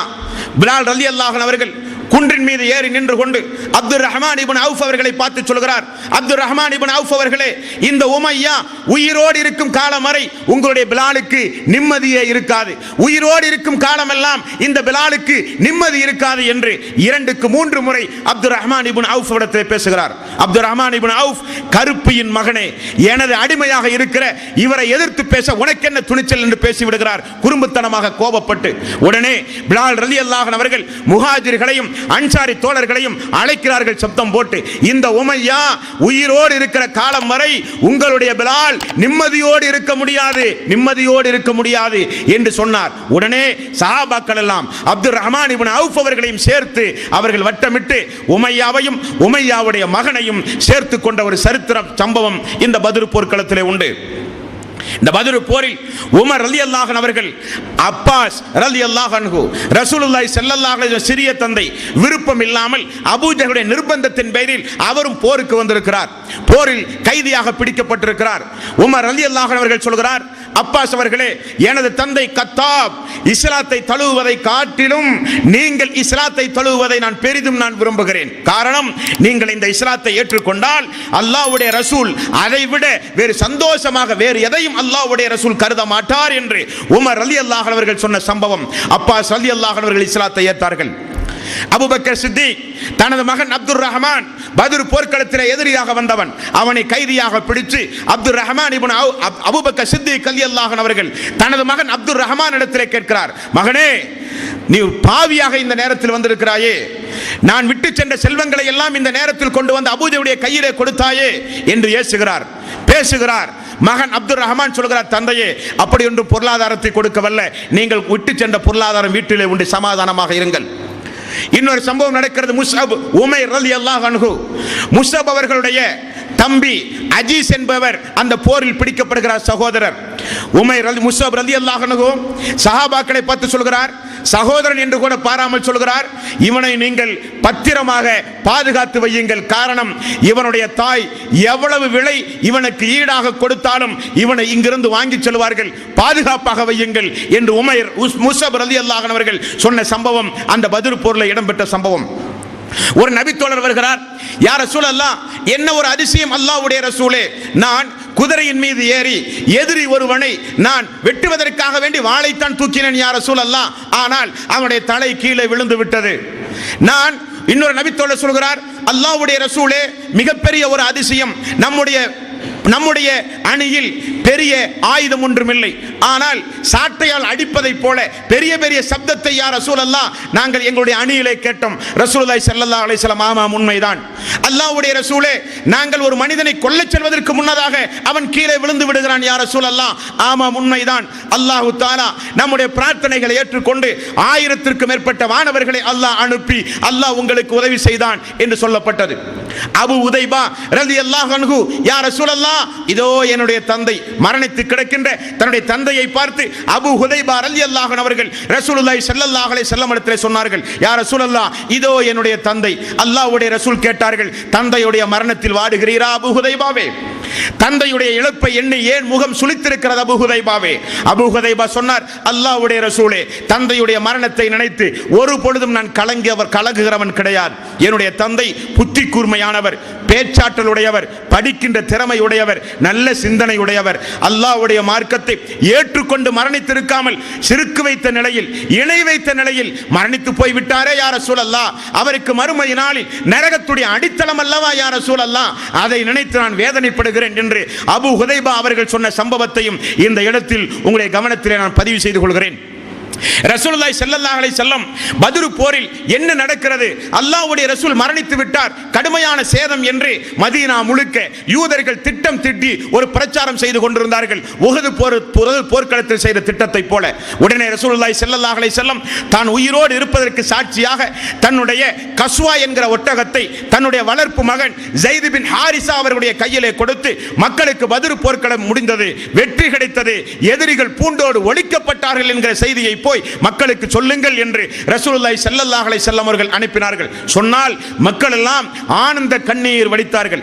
அல்லாஹ்வுடைய ரசூலை எதிர்பார்த்து கொண்டிருந்தார்கள். நபிகள் நாயகம் ஸல்லல்லாஹு அலைஹி வஸல்லம் பத்ர் போர்க்களத்தில் பங்கேற்ற மக்களுக்கெல்லாம் நற்செய்திகளை சொல்லி, அன்றைக்கு மிக குறைந்த சஹாபாக்கள் அந்த போரிலே இறந்திருந்தார்கள். அவர்களுக்காக வேண்டி ஷஹீதுகளை அடக்கி அவர்களுக்காக வேண்டியும் பிரார்த்தனை செய்து ரசூலுல்லாஹி ஸல்லல்லாஹு அலைஹி வஸல்லம் மதீனாவுக்கு சென்றார்கள். சென்றால் ஊர் முழுக்க அல்லாஹ்வுடைய ரசூலுக்கு வரவேற்பு.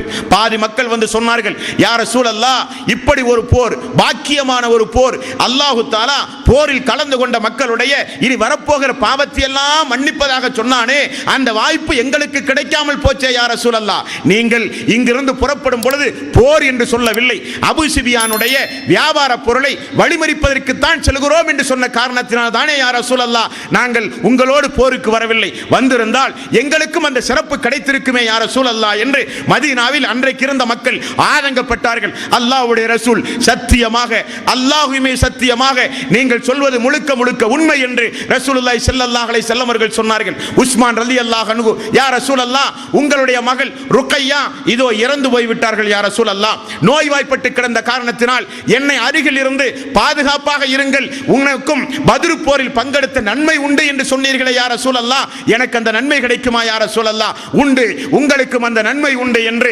நபிகள் நாயகம் ஸல்லல்லாஹு அலைஹி வஸல்லம் அவர்கள் சொன்னார்கள். அன்பார்ந்த சோர்களே, ஆகவேதான் இஸ்லாமிய வரலாற்றில் நடைபெற்ற இந்த முதல் போர் அல்லாஹ்வுடைய மிகப்பெரிய அருளை மக்கள் பார்த்த ஒரு போர். அன்பார்ந்த சோர்களே, இந்த போரில் ஆரம்பத்தில் நான் சொன்னதை போல அல்லாஹுவையும் வணங்கி அல்லாஹ்வோடு சேர்த்து நல்லவர்களிடத்திலும் பிரார்த்தனை செய்த கூட்டம் ஒரு கூட்டம். இன்னொரு கூட்டம் தன்னுடைய முழு பொறுப்பையும் ஹஸ்புனல்லாஹு வ நிஅமல் வக்கீல், பாதுகாப்பதில் தலை சிறந்த பாதுகாவலன் அல்லாஹ், தவக்குல்து அலல்லாஹ், எல்லா பொறுப்புகளையும் அல்லாஹ்விடத்திலே நாங்கள் ஒப்படைக்கிறோம் என்று சொன்ன மக்கள் தங்களுடைய பிரார்த்தனை, திக்ருகள், ஸலவாத்துகள் எதையாக இருந்தாலும் தூதருக்கு கூட செய்யாமல் முழுக்க முழுக்க அல்லாஹ்வுக்காக வேண்டி மட்டுமே வணக்க வழிபாட்டு செய்த மக்கள் இன்னொரு புறம்.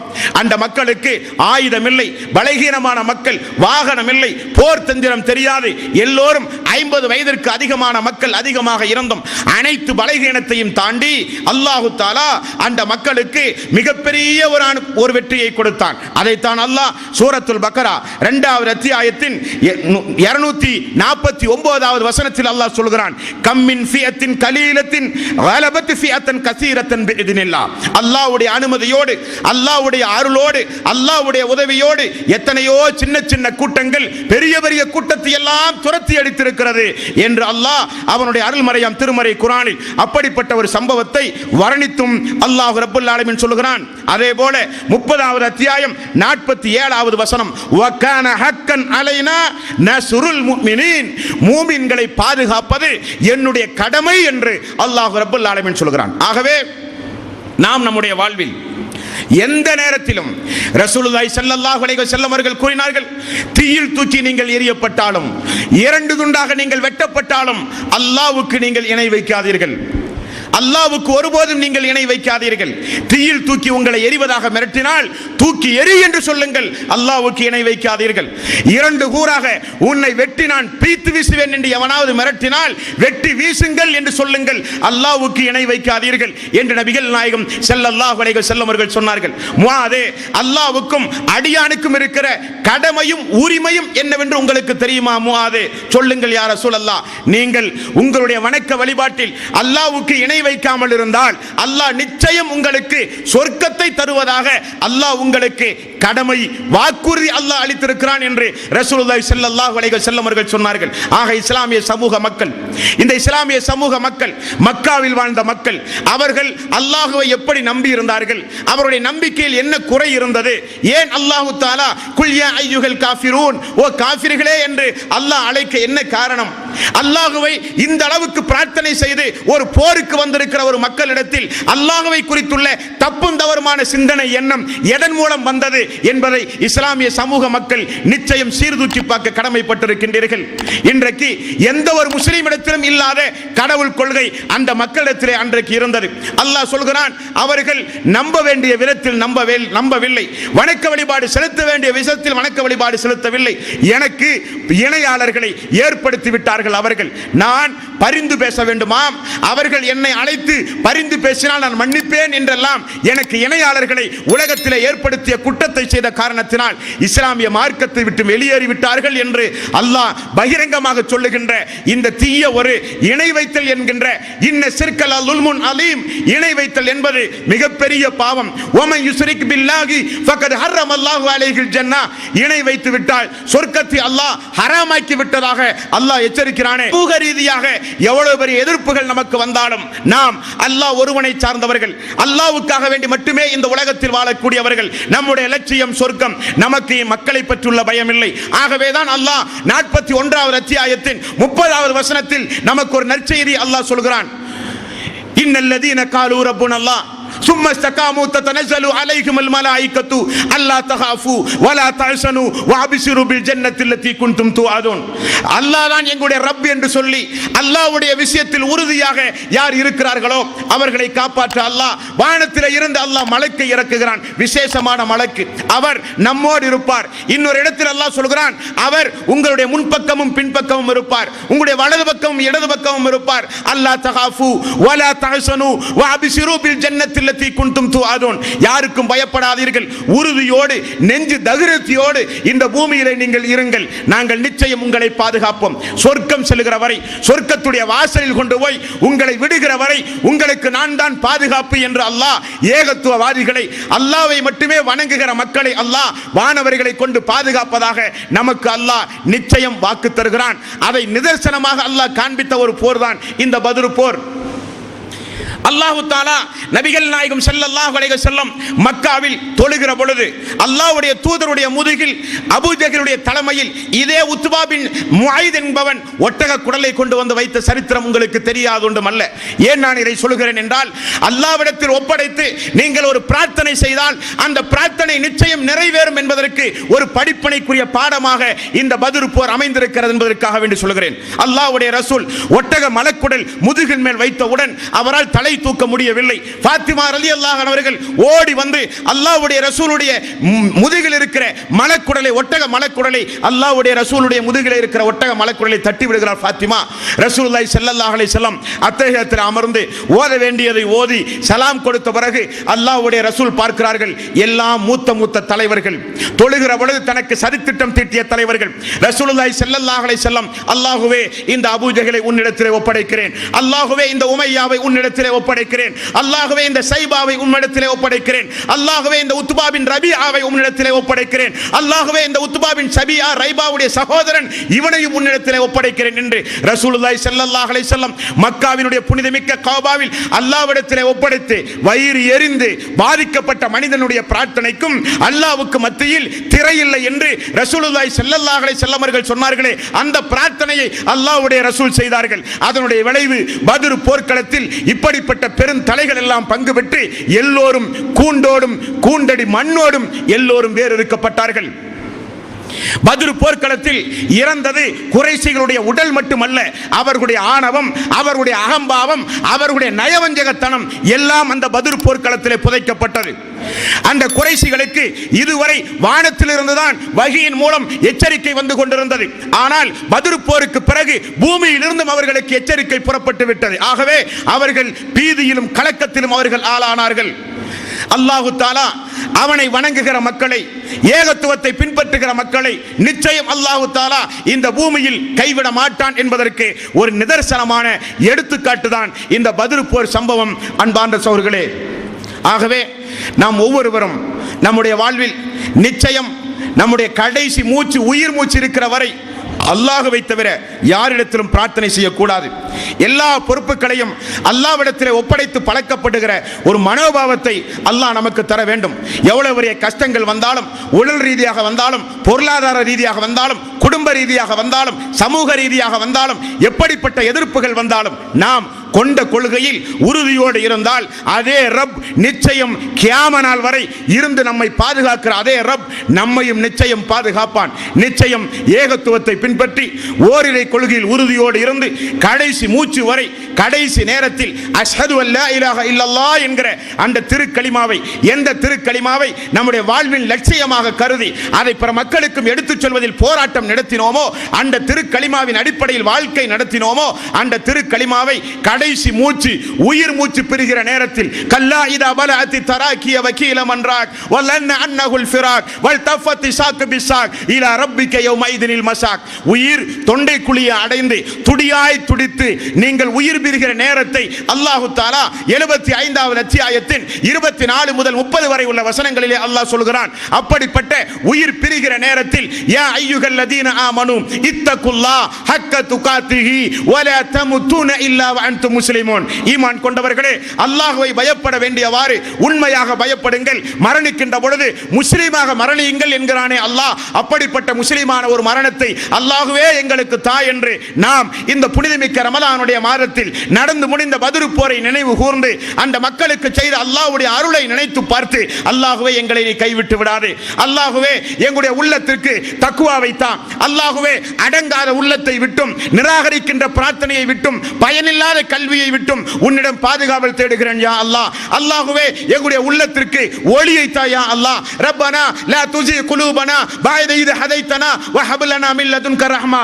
இன்னக அன்தல் வஹ்ஹாப். யா அல்லாஹ், எப்படி எல்லாமோ எங்களுடைய வாழ்க்கையை கழித்துக் கொண்டிருந்த எங்களுக்கு ஹிதாயத்தை தந்தாய், தௌஹீதை தந்தாய், நேரான மார்க்கம் இது என்கிற ஒரு நேர்வழியை நீ காட்டினாய் யா அல்லாஹ். அப்படி நேர்வழியை காட்டிய பிறகு எங்களுடைய உள்ளம் தடம் புரண்டு சென்று நாங்கள் நாங்கள் வழிகேட்டின் பக்கம் செல்லாமல் எங்களை நீ பாதுகாப்பாயாக யா அல்லாஹ் என்று பிரார்த்தனை கேட்க பொருத்தமான மாதம், பொருத்தமான நாள் இந்த புனிதமிக்க ரமலானுடைய மாதமும் புனிதமிக்க ரமலானுடைய நோன்பு நோட்டு நிலையில் இபாதத்து செய்கிற நிலையில் இருக்கிற இந்த நேரமும் என்பதை நீங்கள் மறந்து விடாதீர்கள். ஆகவே நம்முடைய இதாயத்திற்காக, நம்முடைய நண்பர்களுடைய இதாயத்திற்காக, நம்முடைய சமூக மக்களுக்காக, இந்த நம்மை சுற்றி இருக்கிற மக்கள் எல்லாம் இன்னும் அல்லாஹ்வை குறித்து, தௌஹீதை குறித்து, இஸ்லாத்தினுடைய ஏகத்துவ கலிமாவை குறித்து விளங்காத மக்களாக இருக்கிறார்கள் என்பதை புரிந்து சமூகத்திற்காக வேண்டியும் துஆ செய்யுங்கள்.